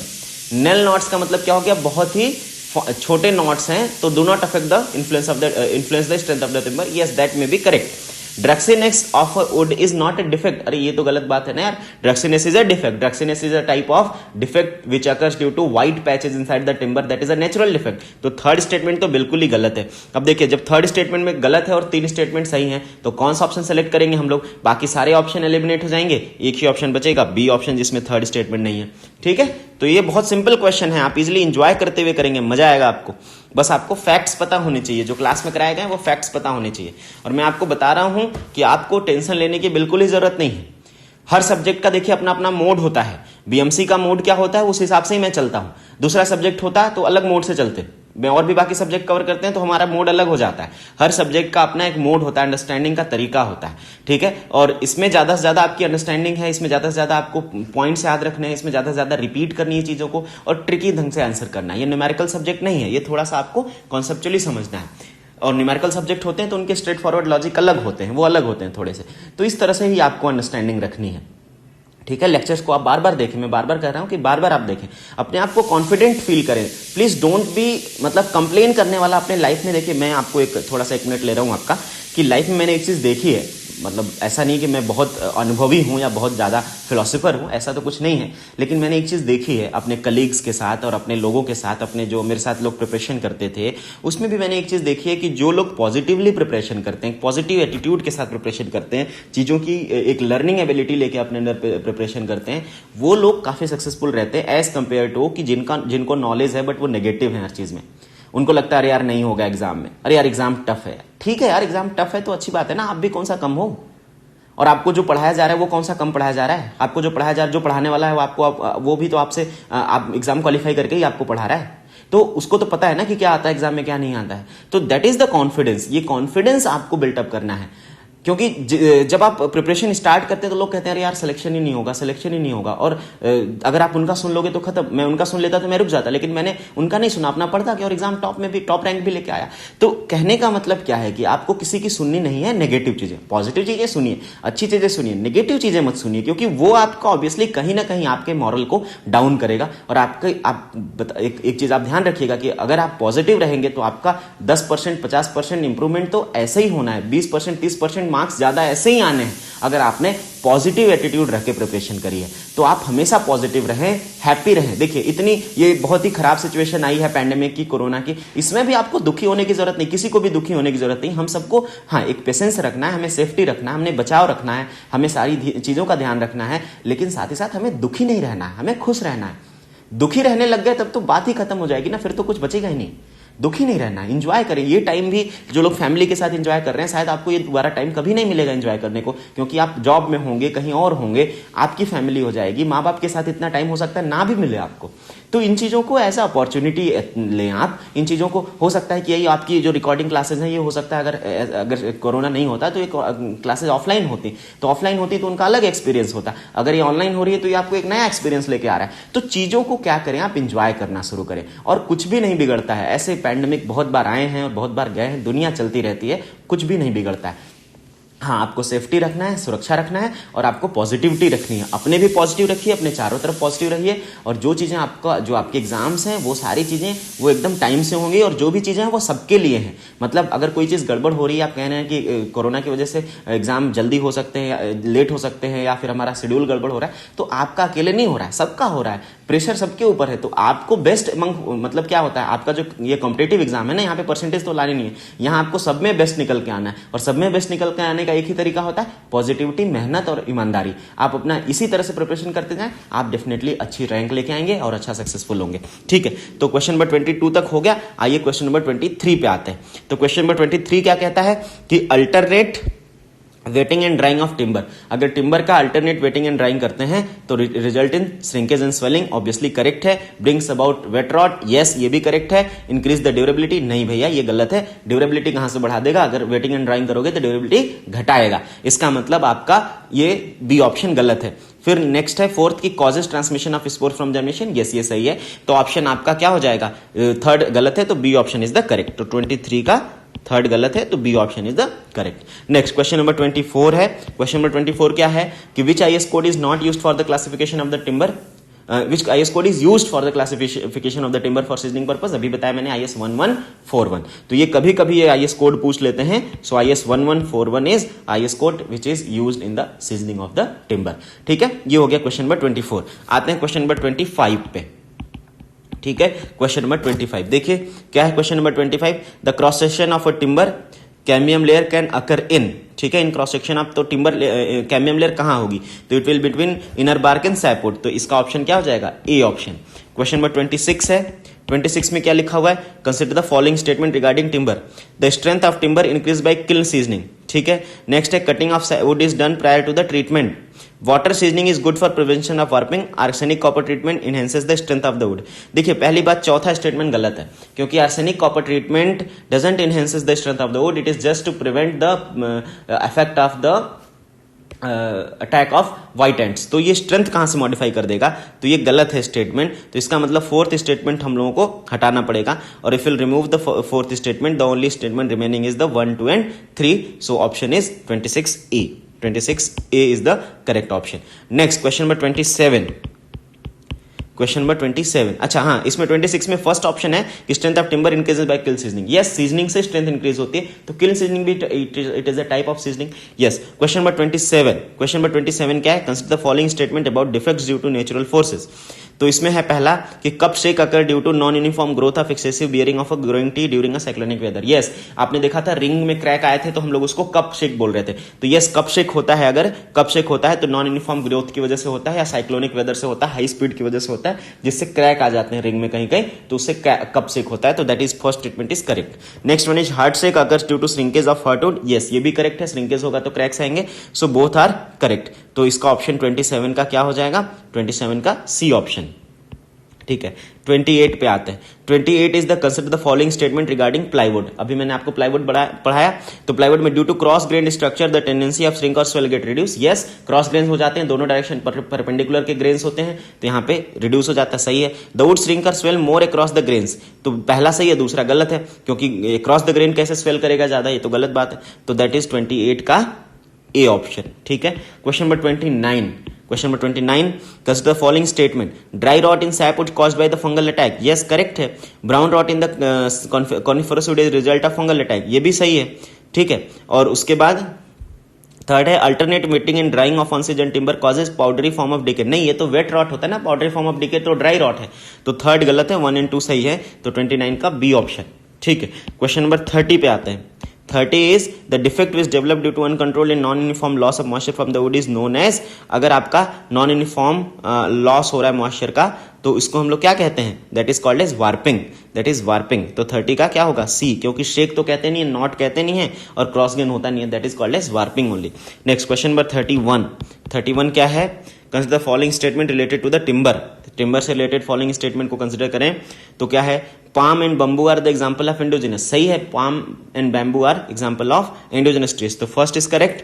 Next, exogenous trees grow outward and are used for making structural elements. ये भी सही है, दूसरा भी सही है.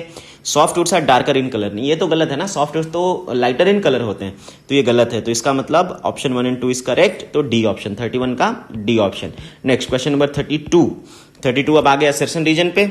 ठीक है, 32 में है कि timber suitable for tension member is obtained from coniferous. Yes, बताया था मैंने आपको कि यहाँ पे जो कॉनिफरस होते हैं उनकी लॉन्गिट्यूडनल स्ट्रेंथ अच्छी होती है, तो टेंशन मेंबर में लॉन्गिट्यूडनल स्ट्रेंथ चाहिए तो वहां कॉनिफर से ले सकते हैं. Next, coniferous trees have distinct annular ring and straight grains. Yes, इसमें क्यों अच्छी स्ट्रेंथ होती है? क्योंकि इसमें स्ट्रेट ग्रेन्स होते हैं. So it is A option, reason भी करेक्ट है. क्वेश्चन नंबर 33 क्या है? Within a given species green timber of large moisture content dries in the same length of time as that of lower moisture content. ये तो गलत हो गया ना. एक टिम्बर, दो टिम्बर हैं, दोनों का क्या सेम टाइम होगा मॉइस्चर कंटेंट रिमूव होने का? नहीं, सबका अलग अलग टाइम होता है. तो पहला स्टेटमेंट ही गलत हो गया.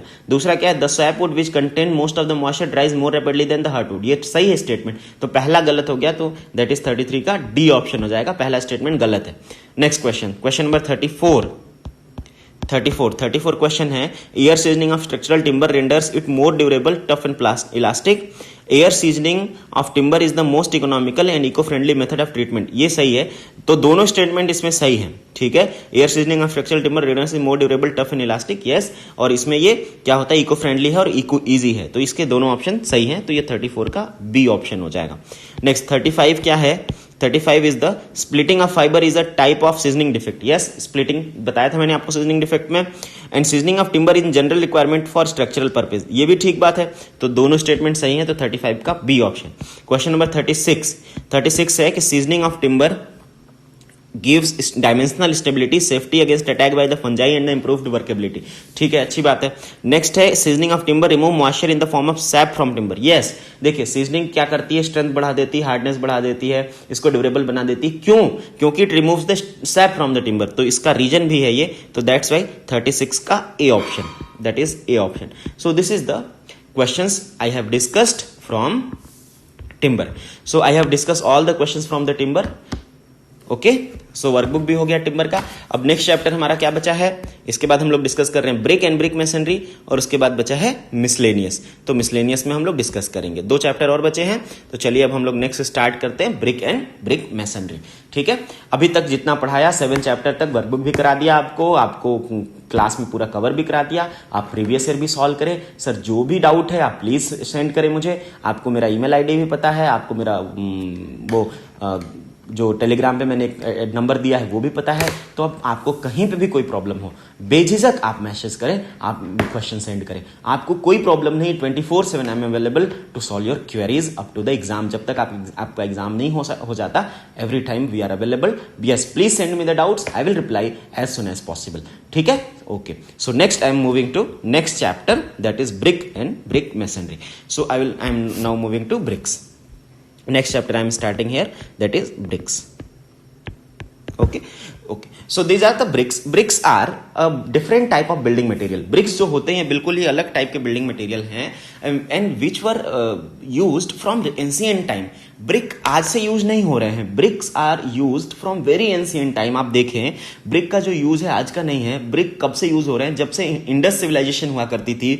याद है कि इंडस सिविलाइजेशन में भी आपने पढ़ा था कि वहां पे ब्रिक के घर थे. इंडस सिविलाइजेशन सिंधु घाटी सभ्यता, हिंदी में पढ़ते हैं सिंधु घाटी सभ्यता. तो ये कब की बात है आपकी? बीसीज, मतलब ये बिफोर क्राइस्ट की बात है. तब भी वहां पे आपका इंडस सिविलाइजेशन के टाइम पे भी आपको वहां पे क्या मिला था? वहां पे आपको ब्रिक्स मिले थे. तो bricks are very old building material. ठीक है, तो आज भी ब्रिक यूज होते हैं, और आज भी ब्रिक काफी जगहों पे यूज होते हैं. ऐसा भी नहीं कि ब्रिक का लिमिटेड यूज है, ऐसा भी नहीं. Brick is widely used in different places. ये बहुत जगहों पे यूज होते हैं, और as a partition member use होते हैं. As a partition member, as a partition wall bricks हम लोग यूज करते हैं. तो ब्रिक जो है वो बहुत इंपॉर्टेंट है. बट यस, इतने सालों में ब्रिक में एक चीज का तो चेंज आया है, और वो चेंज क्या है कि ब्रिक का जो एक तरह से कंपोजिशन है या ब्रिक बनाने का तरीका जो है वो बदला है. जो ब्रिक पहले बनते थे कन्वेंशनल ब्रिक्स होते थे, अब वो ब्रिक्स नहीं मिलते आपको। अब जो ब्रिक्स मिलते हैं उसमें थोड़ा चेंज हो गया है, और कई जगहों पे तो आजकल एकदम मॉडर्न ब्रिक आ रहे हैं, जो पहले क्ले से ब्रिक बनते थे उसके अलावा अब तो फ्लाई ऐश से भी ब्रिक बनने लग गए हैं। तो ब्रिक का फंक्शन वही है, लेकिन हाँ मैन्युफैक्चरिंग का तरीका बदल गया है, ठीक है। तो nowadays apart from clay bricks, जो रेड कलर के ब्रिक होते हैं, apart from clay brick, fly ash bricks, cement blocks are also available, वो भी आपको यहाँ पे मिल रहा है हमें। तो हम लोग इसी चीज को डिस्कस करते हैं कि ब्रिक्स आर, अच्छा ये किस टाइप के मटेरियल हैं। जैसे हम लोग बाइंडिंग मटेरियल, सीमेंट को बाइंडिंग मटेरियल कहते हैं, तो ब्रिक्स को क्या कहते हैं? तो bricks are building blocks, bricks are building blocks. ये क्या है? बिल्डिंग ब्लॉक्स हैं। ब्रिक्स आर बिल्डिंग ब्लॉक्स, ये ऐसे मटेरियल हैं जो ब्लॉक की तरह यूज होते हैं। ब्रिक्स आर बिल्डिंग ब्लॉक्स, ये ब्लॉक की तरह यूज होते हैं, ये कहीं पे भी ब्लॉक जैसे एज अ ब्लॉक यूज होते हैं, इसीलिए इनको हम लोग बिल्डिंग ब्लॉक कहते हैं। एक के ऊपर एक अरेंज करेंगे, आपकी पूरी बिल्डिंग बन जाएगी। So these are building blocks, ठीक है। So bricks are building blocks, ये क्लियर हो रहा है आपको? These are building blocks. Is it clear or not? Yes, it is building block. Okay,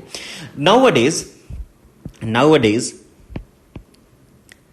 apart from clay brick, apart from clay brick, fly ash bricks are also used, ठीक है। Fly ash bricks are also used. तो clay brick तो हम सब जानते हैं, जो red वाले ब्रिक होते हैं क्ले ब्रिक होते हैं, और फ्लाई एश ब्रिक जो होते हैं वो फ्लाई एश के कलर के, मतलब सीमेंट के कलर के होते हैं, that is grey colour brick, ठीक है। So first of all I will discuss fly ash brick, क्योंकि क्ले ब्रिक के ऊपर तो हम पूरा का पूरा स्टडी करेंगे ही, एक बार फ्लाई एश ब्रिक के ऊपर थोड़ा एक नजर डालते हैं। We should have some idea about the fly ash brick. अब देखिए ये फ्लाई एश ब्रिक क्या होते हैं, what are this fly ash bricks? Fly ash bricks are manufactured, these bricks are manufactured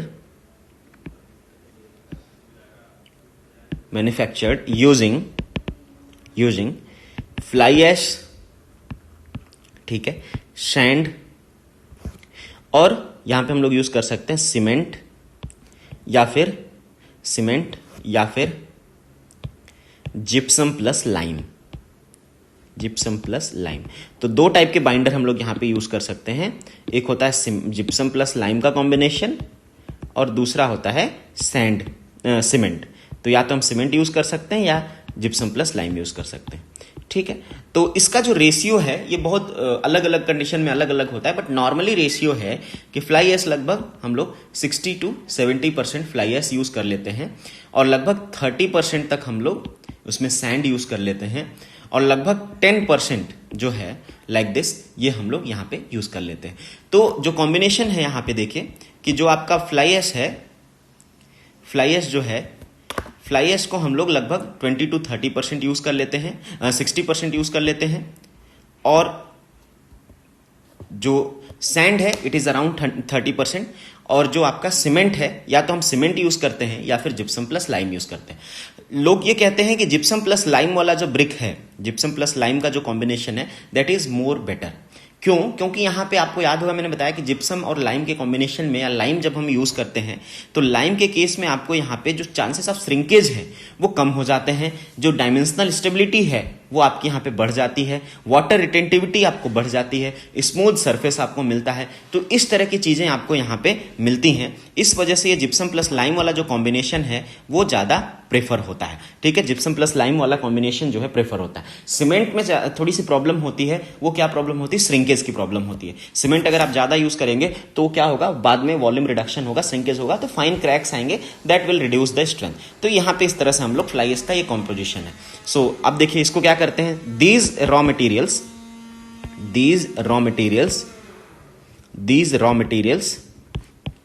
are mixed together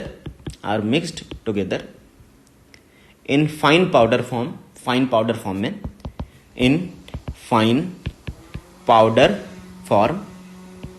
ठीक है, in fine powder form, and then in fine powder form में ये mix होते हैं। Then small amount of water is added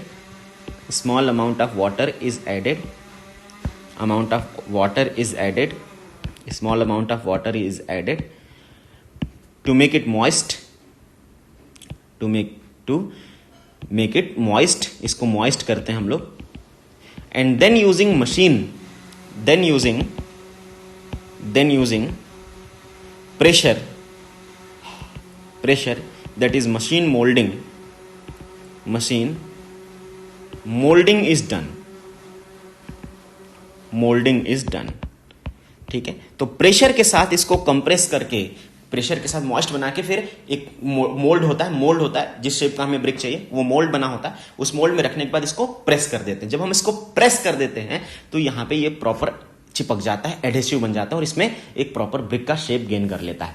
और उसके बाद हम इसको क्योरिंग के लिए रख देते हैं. ठीक है, उसके बाद हम इसको थोड़ा सा क्योरिंग के लिए रख देते हैं, धीरे धीरे स्ट्रेंथ गेन हो जाती है. So this is fly ash brick. ये इस तरह से फ्लाई एश ब्रिक बनता है. अब इसका एडवांटेज क्या है, देखिए इसका एडवांटेज इसमें देखिए, pressure moulding is done and brick is obtained. इस तरह से करने पे आपको ब्रिक यहां पे आपको मिल जाता है. ठीक है, एंड दिस ब्रिक, जो ब्रिक आपको यहां पे मिलता है, this brick is no need to burn. अब इस ब्रिक को कोई जरूरत नहीं बर्न करने की, there is no need to burn this brick, क्योंकि ऑलरेडी इसमें जो भी प्रोसेस होना है हो चुका है, इसको कोई बर्निंग की जरूरत नहीं होती. And there is no need to dry also, इसको ड्राई करने की जरूरत भी नहीं होती. तो आपको ड्राई और बर्निंग करने की जरूरत नहीं होती. नॉर्मल जो क्ले ब्रिक में आप पढ़ेंगे वहां पे ड्राई करते हैं फिर बर्न करते हैं, यहां पे ऐसा ड्राई और बर्न करने की जरूरत नहीं पड़ती है आपको, इसीलिए ये ब्रिक हमको सस्ता पड़ता है. सो इट इज इकोनॉमिकल, जो ये होता है it is economical, this brick is economical as compare to clay bricks, as compare to burned clay brick. Burning करके जो क्ले ब्रिक बनाए जाते हैं उनसे ये क्या होता है, इकोनॉमिकल. और कितना इकोनॉमिकल होता है, अराउंड 10 to 20%, ये कम से कम इसमें इकोनॉमिकल होता है. ठीक है, ये इकोनॉमिकल होता है. नेक्स्ट इसमें क्या होता है, it is light weighted also. Next इसी की प्रॉपर्टी, ये लिख लेंगे आप सर, प्लीज ये लिख लीजिएगा, यहां तक ये फ्लाई एश ब्रिक के बारे में आप लिख लेंगे पॉज करके, कोई दिक्कत नहीं है. ठीक है, नेक्स्ट इसमें लिखिए, it is eco friendly also. Eco friendly तो है ही है, it is eco friendly also. क्यों है इको फ्रेंडली, क्योंकि भैया बर्निंग नहीं करनी पड़ रही है आपको, there is no need of burning. If there is no need of burning, there is no generation of gases, greenhouse gases, कोई गैस वगैरह यहां जनरेट नहीं होगी, CO2 जनरेट नहीं होगी, मेथेन जनरेट नहीं होगी, कोई बर्निंग नहीं हो रही है. So in this manner, this is eco-friendly also, and it is light in weight. ठीक है, it is light in weight. So it is light weighted. ठीक है, तो ये light weighted भी होता है, लाइट वेटेड भी होता है. कितना लाइट वेटेड होता है, अराउंड 20%. तो 20% के आसपास लाइट वेटेड भी होता है. इसका नॉर्मली अब वेट करेंगे ना, तो जैसे नॉर्मल जो ब्रिक आते हैं आपके मार्केट में, वो अराउंड आपके 3.1 kg, 3.3 kg के आसपास या 3.5 kg के आसपास. ये अराउंड 2.4 kg, 2.5 kg या 2.6 kg इतना ही होता है, इससे ज्यादा नहीं होता. So this is light weighted also. ठीक है, it is having less water absorption,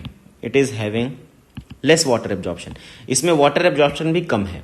it is having less water absorption, तो इसमें वाटर एब्जॉर्प्शन भी कम होता है. तो वाटर एब्जॉर्प्शन भी यहाँ पे कम है, तो वाटर एब्जॉर्प्शन भी कम है और इसमें वाटर भी कम है, इसमें वेट भी कम है, कॉस्ट भी कम है, इको फ्रेंडली भी है. इसीलिए it is become popular nowadays. ये धीरे धीरे पॉपुलर हो रहा है. एंड खास करके गवर्नमेंट प्रोजेक्ट्स में government is insisting to use this bricks, this type of brick. तो इस टाइप का ब्रिक धीरे धीरे हम लोग यूज करना शुरू कर रहे हैं, पॉपुलर हो रहा है. So this is fly ash brick. तो इसके बारे में ये आज कल जो यूज हो रहा है इसके बारे में मैंने आपको बता दिया. ये पॉइंट्स पे आप इसमें नोट कर लीजिएगा सर, ये पॉइंट आपने नोट कर ही लिया. So these are different types of means पहला टाइप का जो ब्रिक है वो हमने डिस्कस किया और इसकी प्रॉपर्टी डिस्कस की. अब हम लोग आते हैं बर्न्ड क्ले ब्रिक के ऊपर. जो हम लोगों को ब्रिक जिसको डिस्कस करना है, मेन जो ब्रिक है हमारा, that is burned clay brick. So this is the brick which we are going to discuss, that is burnt clay brick. ठीक है, ये जो ब्रिक है जो हम लोग एंशिएंट टाइम से देखते आए हैं, ये इसका कन्वेंशनल वे होता है बनाने का, हम लोग उसके बारे में डिस्कशन करते हैं. So what is this burnt clay brick, जरा इस पे ध्यान देते हैं. So raw material for this brick is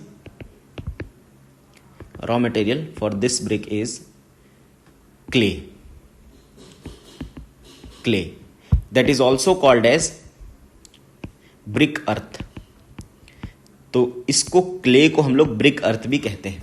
so raw material for this type of brick is clay, that is brick earth. इस टाइप के ब्रिक के लिए जो रॉ मटेरियल है वो क्या है, ब्रिक अर्थ है, और जिसको हम लोग ब्रिक अर्थ बोलते हैं या क्ले बोलते हैं, ठीक है।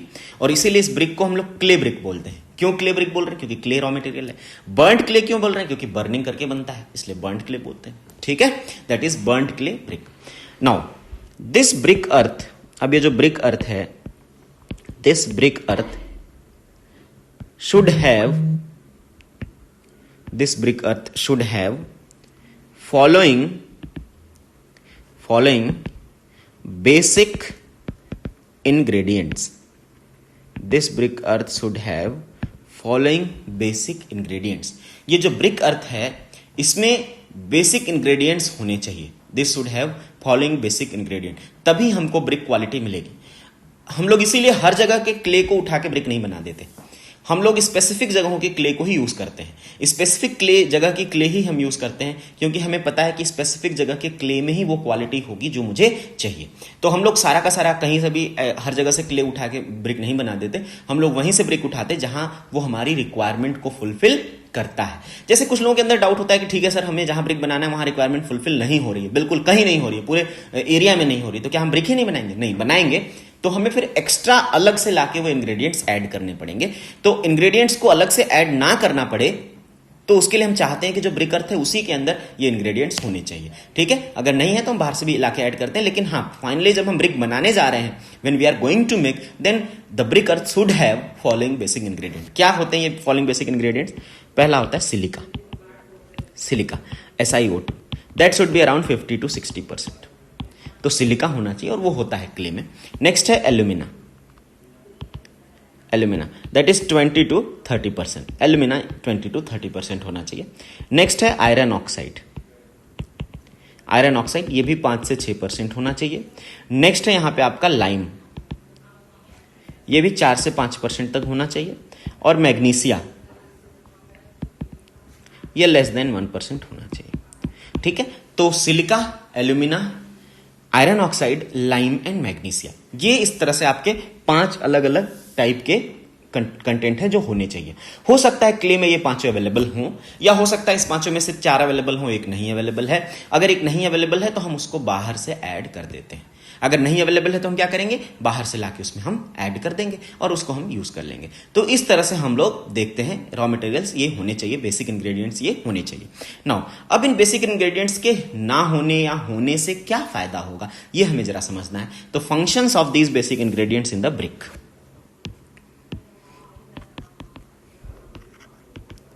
Functions of basic ingredients, in basic ingredients का क्या फंक्शन है इन द ब्रिक, ये हमें समझना है कि what is the function of these basic ingredients in the brick.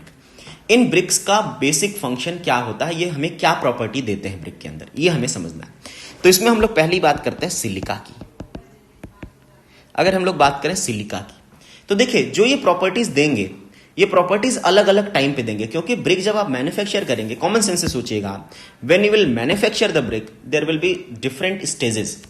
पहला स्टेज होता है मोल्डिंग करने का, मोल्ड करने का। तो पहला स्टेज मोल्डिंग होता है, वो शेप देना, ब्रिक को प्रॉपर शेप देना, that is called as moulding. तो पहला स्टेप होता है मोल्डिंग करने का, विल डू द मोल्डिंग। दूसरा स्टेप होता है ड्राई करने का, तो हम ड्राई करते हैं। ड्राई करने के बाद थर्ड स्टेप होता है उसको बर्न करने का, ठीक है, तो हम उसको बर्न करते हैं। जब हम लोग बर्न करते हैं, ड्राई करते हैं, मोल्ड करते हैं, इन तीनों टाइम पे हमको ब्रिक के अंदर वो प्रॉपर्टी चाहिए जिससे कि ये सब कुछ आसानी से हो जाए और हमें अच्छी क्वालिटी का ब्रिक मिले। तो ये जो इंग्रेडिएंट्स हैं, बेसिक इंग्रेडिएंट्स हैं, ये तीनों स्टेजेस में आपको मदद करते हैं और इसके अकॉर्डिंग ही हम लोग इनको डिसाइड करके रखे हैं। तो सिलिका जो है, silica it is the main bulk of the brick earth. देखो ब्रिक अर्थ में जो मेन चीज है, जो मेन बल्क है, वो क्या है? सिलिका है। And it provides proper shape and size to the brick, ठीक है। it provides proper shape and size to the brick. it prevents shrinkage at the time of drying, जब आप ड्राई कर रहे होते हैं ब्रिक को, eight the time of drawing, जब आप ब्रिक को ड्राई कर रहे होते हैं, at that time it prevents the shrinkage. ये बहुत इंपॉर्टेंट है। अगर सिलिका नहीं होगा ना तो आपका ब्रिक श्रिंक होके क्रैक हो जाएगा। अगर क्रैक हो जाएगा तो बताइए उस ब्रिक का क्या मतलब है? That brick is of no use. जो क्रैक ही हो गया, that brick is of no use. तो यहां पे क्रैकिंग रोकने के लिए, क्रैकिंग को प्रिवेंट करने के लिए जो एक कारगर ऑप्शन है हमारे पास, जो एक सुटेबल ऑप्शन है, दैट इज सिलिका। तो सिलिका अगर रहेगा तो सिलिका एक सैंड की तरह बिहेव करता है। याद करिएगा मोटार में जो सैंड बिहेव करता था, मोटार में जैसे सैंड बिहेव करता था कि वो श्रिंकेज को प्रिवेंट करता था, सिमिलरली यहां पे भी श्रिंकेज को प्रिवेंट करता है। ठीक है, बट यस, ये आपके ऑप्टिमम कंटेंट में है तो इस तरह से मदद करता है। बट अगर ये एक्स्ट्रा हो गया, देखिए सिलिका ऑप्टिमम कंटेंट में है तब तक तो ठीक है, बट अगर ये एक्स्ट्रा हो गया, एक्सेस में हो गया तो क्या करेगा? If it is in excess, then it will make the brick brittle. It will make the brick brittle. ठीक है, so it will make the brick brittle. अगर ये एक्सेस में हो गया so it will make the brick brittle. ये brick को brittle बना देगा. It will make the brick brittle. तो ये ब्रिटल ब्रिक बना देगा, ब्रिक आपका ब्रिटल हो जाएगा। ब्रिटल करने का मतलब क्या होता है कि वो इजीली कम स्ट्रेस पे भी जल्दी से टूट जाता है। ब्रिटल और डक्टाइल समझते हैं ना? डक्टाइल मतलब खींचते चले जाइए नहीं टूटेगा, ब्रिटल मतलब खींचते खींचते अचानक से टूट जाएगा। तो ये ब्रिक को ब्रिटल बना देता है। ठीक है, ये इसकी प्रॉब्लम है। इसीलिए सिलिका होना चाहिए बट एक्सेस में नहीं होना चाहिए। और क्या मदद करता है ये आपको शेप देता है, ये आपका श्रिंकेज रोकता है, लेकिन हाँ अगर ज्यादा है तो ब्रिक को ब्रिटल बना देता है। ठीक है, ये ध्यान रखना है। Now after silica next component is alumina. Alumina, ठीक है, it helps in moulding of the brick by imparting plasticity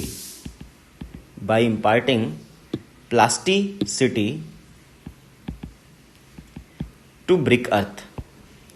By imparting plasticity to the brick earth. ये ब्रिक अर्थ को प्लास्टिसिटी इंपार्ट करता है। अरे प्लास्टिसिटी क्या होता है समझ में आया आपको कुछ? जैसे आप चले जाओ समुद्र के किनारे चले जाओ, वहां पे सैंड रखी होती है, उस सैंड को आप उठाओ और अगर उससे कुछ बनाने की कोशिश करोगे, या कहें ड्राई सैंड है, चलो ड्राई सैंड से उठाओ और आप उससे चलो कुछ बनाने की कोशिश करो, कुछ शेप देने की कोशिश करो, क्या दे पाओगे? नहीं, उसमें प्लास्टिसिटी नहीं, वो फैल जाएगा। लेकिन अगर वही आप क्ले उठा लो और क्ले से जो भी शेप देना चाहो दे लोगे, तो सैंड में शेप नहीं मिल पाता, क्ले में क्यों मिल पाता है? क्या रीजन है? That is plasticity. तो प्लास्टिसिटी क्ले में किसकी वजह से आ रही है? यहां पे एल्यूमिना की वजह से आ रही है। तो यहां एल्यूमिना आपको उस क्ले के अंदर प्लास्टिसिटी प्रोवाइड करने का काम करता है, जिससे कि जो शेप आप देना चाहें वो शेप उसको आप दे सकें। This is the so it helps in moulding a brick by imparting plasticity to the brick earth. ठीक है, और इसके अलावा but if it is in excess, अगर ये एक्सेस में हुआ, but if it is in excess then it leads to shrinkage. It leads to shrinkage at the time of drying. Dry करते समय ये श्रिंकेज करता है. It leads to shrinkage at the time of drying, and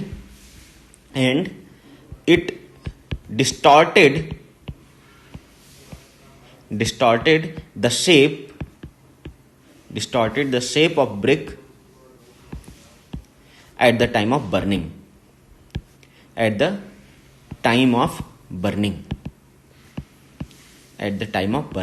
तो ये brick के shape को भी डिस्टॉर्ट कर देता है eight the time of burning. ठीक है, और ड्राइंग के समय श्रिंकेज भी कराता है. So it causes drawing shrinkage and the distortion of the shape eight the time of burning.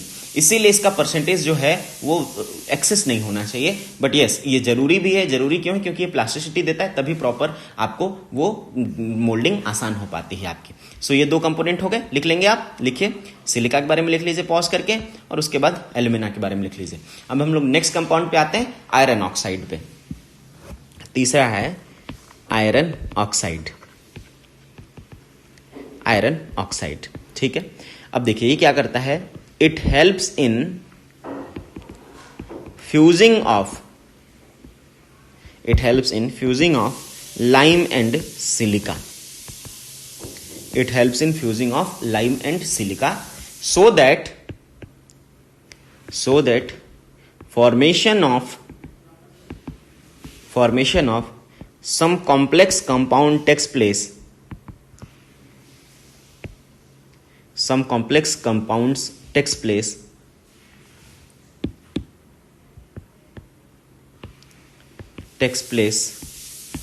which provides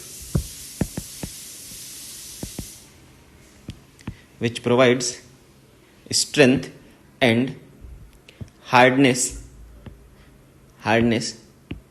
to the brick. So it helps in fusing of lime and silica. ये मदद करता है उनकी fusing में. And formation of complex compound can take place. ये इसलिए ऐसा होता है कि कॉम्प्लेक्स कंपाउंड का फॉर्मेशन हो सके. और if formation of complex compound can take place, if formation of complex compound take place, then it obviously अगर होगा तो that will provide some hardness in the strength. ठीक है. आयरन ऑक्साइड और क्या करता है? It also provides colour to the brick earth. ठीक है, टू द ब्रिक. तो ब्रिक को जो कलर प्रोवाइड करने का काम होता है, रेडिश ब्राउन जो कलर आता है, रेडिश ब्राउन कलर आता है, that is due to reddish brown colour. तो ये किसकी वजह से आ रहा है? That is due to iron oxide only. तो ये कलर देने का काम किसका है? आयरन ऑक्साइड का होता है. इस तरह से आपका आयरन ऑक्साइड मदद करता है in case of brick manufacturing. Fourth one is lime. ठीक है, तो यहां पे भी लिखिए optimum content of lime optimum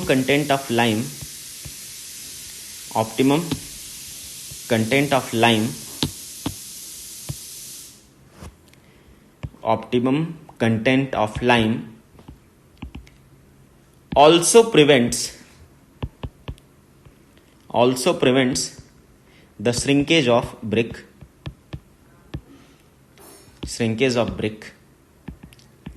ठीक है, श्रिंकेज ऑफ ब्रिक ये भी प्रिवेंट करता है. It prevents the shrinkage of brick and it also helps in gaining strength and hardness. But excess of lime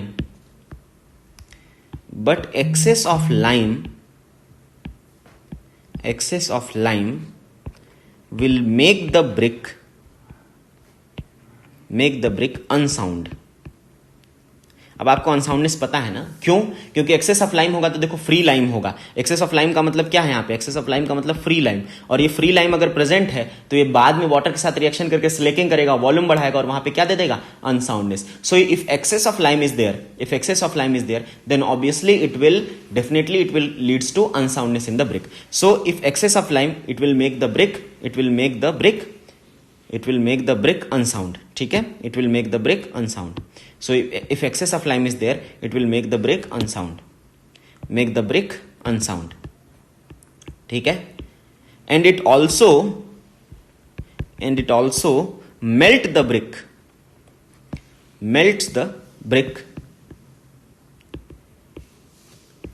at the time of burning.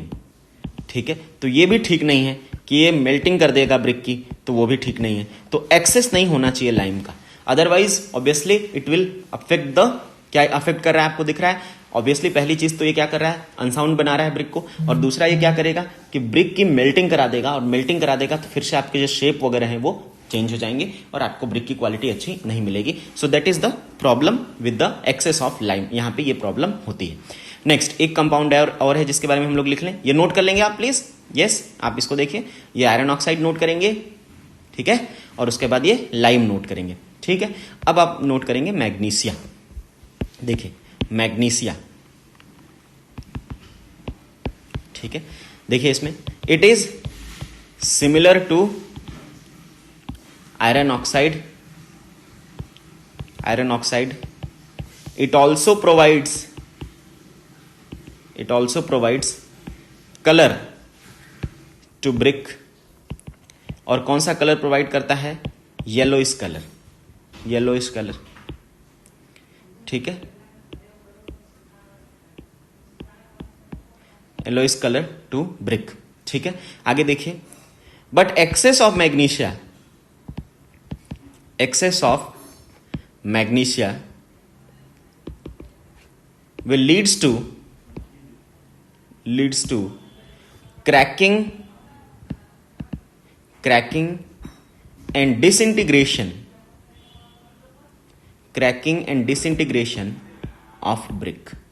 So obviously if it is in excess, then it also leads to cracking and disintegration, ठीक है। तो इस वजह से इसका हम लोग percentage with in 1% ही रखते हैं, ठीक है। तो इसका परसेंटेज हम लोग विद इन 1% रखते हैं, जिससे कि क्रैकिंग और डिसइंटीग्रेशन के जो चांसेस हैं उनको अवॉइड किया जा सके, कोई क्रैकिंग और डिसइंटीग्रेशन ना हो सके। So these are some basic ingredients and their functions. आपको समझ में आया कि क्यों ये प्रोवाइड होते हैं और इनके क्या फंक्शन होते हैं। अब हम लोग नेक्स्ट डिस्कस करते हैं हार्मफुल इंग्रेडिएंट्स। हार्मफुल इंग्रेडिएंट्स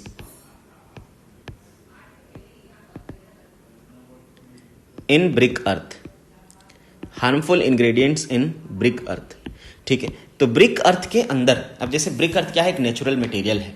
जब ये नेचुरल मटेरियल है तो आपको पता है कि इसमें अच्छी चीजें होंगी तो कुछ खराब चीजें भी हो सकती हैं। जब ये नेचुरल मटेरियल है तो there may be some harmful ingredient also which may affect the quality of the brick.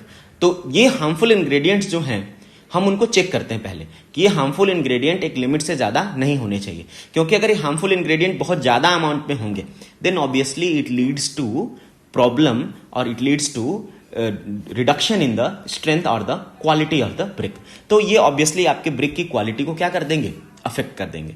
तो ये आपको ध्यान रखना है कि इसमें हार्मफुल इंग्रेडिएंट्स नहीं होने चाहिए। और कौन कौन से इंग्रेडिएंट्स हार्मफुल होते हैं ये हम लोग डिस्कस करते हैं। So harmful ingredients in brick earth are, first one is iron pyrite, iron pyrite, that is FeS2, FeS2 normally ये क्ले में रहता है, ठीक है। So this iron pyrite which leads to oxidation. होता क्या है एक्चुअली, ये आयरन पायराइट आयरन का ओर है जो नॉर्मली आपके क्ले में मिलता है। और होता क्या है, eight the time of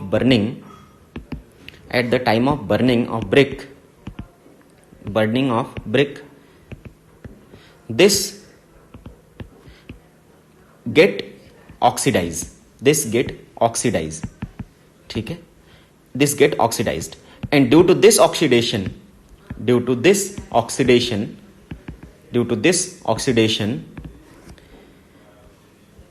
cracking inside the bricks takes place, ठीक है, inside the bricks takes place। so इस ऑक्सीडेशन की वजह से ब्रिक के अंदर क्रैकिंग जो होती है वो वहां पे आती है। तो जैसे ही हम लोग इसको यूज करते हैं, अगर आयरन पायराइट है और अगर हमने उसको यूज किया तो जैसे हाई टेम्परेचर मिलता है ये डिसोसिएट हो जाता है और ये SO2 के फॉर्म में, गैसियस फॉर्म में ऑक्सीडाइज हो जाता है। और जब ये गैसियस फॉर्म में ऑक्सीडाइज होगा तो obviously it leads to cracking inside the brick. ये ब्रिक में क्रैकिंग ला देता है, दैट इज नॉट गुड, ठीक है। तो पहली इंप्योरिटी ये हो गई। दूसरी इंप्योरिटी क्या हो सकती है, second impurity which is more important, that is presence of alkalis, ठीक है। एल्कलीज ये Na2O या फिर K2O के फॉर्म में प्रेजेंट हो सकते हैं, and these alkalis are also very dangerous. So these alkalis leads to white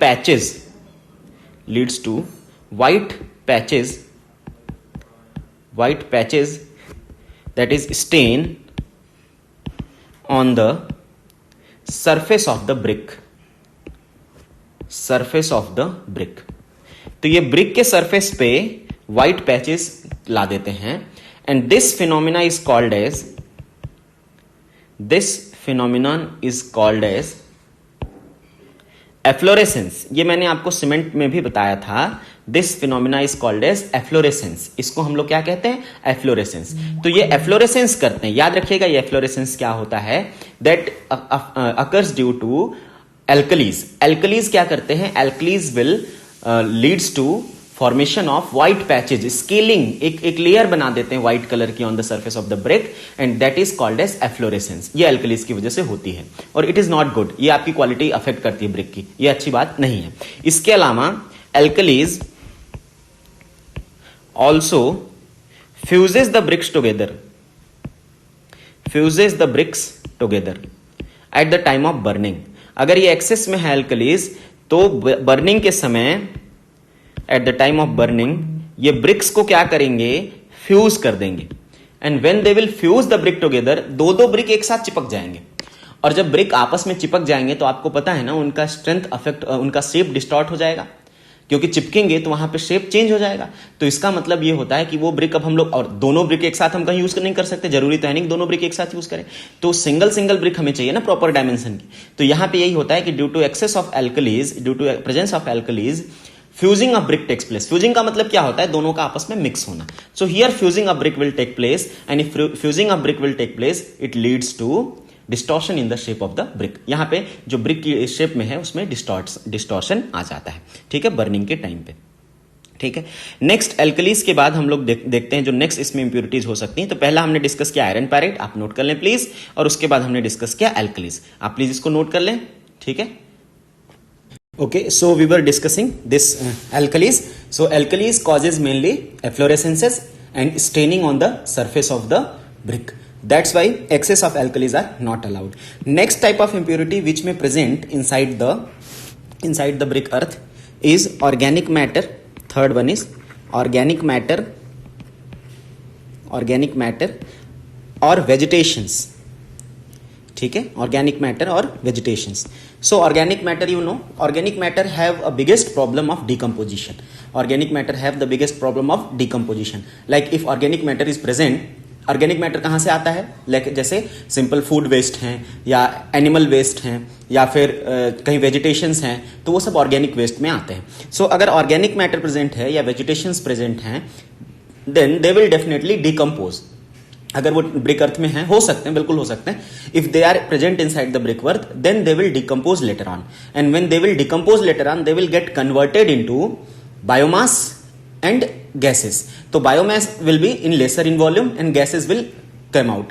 When gases will come out, it will create voids at the places जहां पे वो vegetation था. Means this will create voids at the places where vegetation or organic matter was present. So this is the biggest problem with the organic matter and vegetations. So होता क्या है, some organic matter and vegetation will always be present, and that vegetation will get burnt during the burning of the brick. वो vegetation जो होते हैं वो burning के समय बर्न हो जाते हैं, but still there are some amount which may remain inside the brick after, even after burning, that is more dangerous for us. So I will write here, if organic and vegetative matters, if organic and vegetative matters are present in the brick earth, even after burning, then they will create problem. Why? Because after some duration, कुछ time बाद they will decompose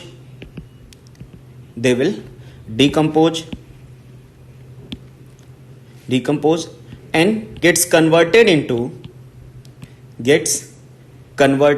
into biomass and gases.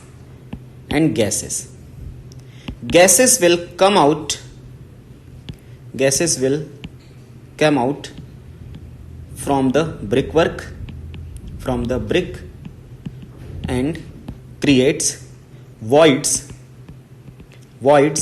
inside the brick. This is the biggest problem. This is the reason we don't want organic and vegetative matters inside the brick earth. तो ये हमको नहीं चाहिए भाई. Inside the brick earth we don't want organic and vegetative content. So this is the condition why it is not necessary and or why it is not required or why it should not be there. ठीक है. So please note down, this is the region that it is called as impurity in the brick earth, that is organic matter or vegetations. Please note down. Okay. Next, one more thing which should not be present in the brick earth, that is stone and pebbles. Stone and pebbles. Okay, so stone and pebbles are also avoided inside the brick earth. So it should not be present. It should not be present inside the brick earth. Inside the brick earth, because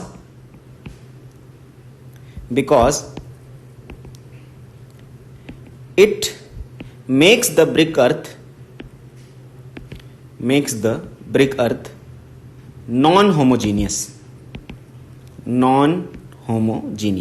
So it will make the brick earth non-homogeneous. How it will make the brick earth non-homogeneous? Listen carefully. Like this is the brick. ठीक है. अब इसमें brick में बाकी particles बहुत fine होंगे, obviously they will be fine. अब बीच में मान लीजिए एक पेबल है, like this is the payable. अब यहां पे बीच में एक पत्थर का टुकड़ा है, पेबल है. Now what will happen when I will apply the load on it? For example, if I am applying tensile load, from where brick will fail? Please tell me from where brick will fail. Sir, brick will fail from here only. Why? Because less effective cross section area. Because less effective cross section area is available. So here less effective cross section area is available. This is the place where less effective cross section area is available. So यहीं से ये fail हो जाएगा, because load divided by cross section area gives the stress, and here the effective cross section area available is very less. Then obviously this will be the place where stress concentration will take place. Stress will be high, and at this location failure will take place. So this pebble will affect the homogeneity of the brick earth, or you can say of the brick, and it will leads to failure of the brick from that section, because it will make the section weaker. ठीक है. तो at the places, इसको हम लोग लिख सकते हैं, at the places where these pebbles or stones will be, these stones or pebble will be present, stone or pebbles will be present, that will be area of failure because of reduction in the effective cross section area. So this is the region. There will be reduction in the effective cross section area. So this is the region that these should not be present. So these are the impurities. So please note down, या पहले ये note कर लें, यहाँ पे pause button दबाएं, यहाँ तक नोट कर लें, फिर उसके बाद पॉज बटन फिर दबाएं और ये नोट कर लें. ठीक है. अब देखिए यहाँ पे आप देख सकते हैं. So we have discussed 4 type of impurities in the breaker that may present and that are harmful for us. That is iron pyrite, because it leads to oxidation of the iron pyrite and which causes shrinkage and cracks inside the brick. Next one is alkalis, third one is organic matter, and fourth one is stone and pebbles. Now next topic which we are going to discuss is that is manufacturing of brick,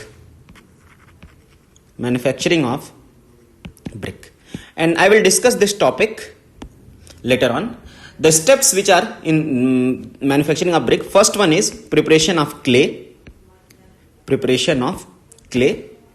So this is the first. Second one is molding. Third one is drying, and fourth one is burning. So these are the all 4 process.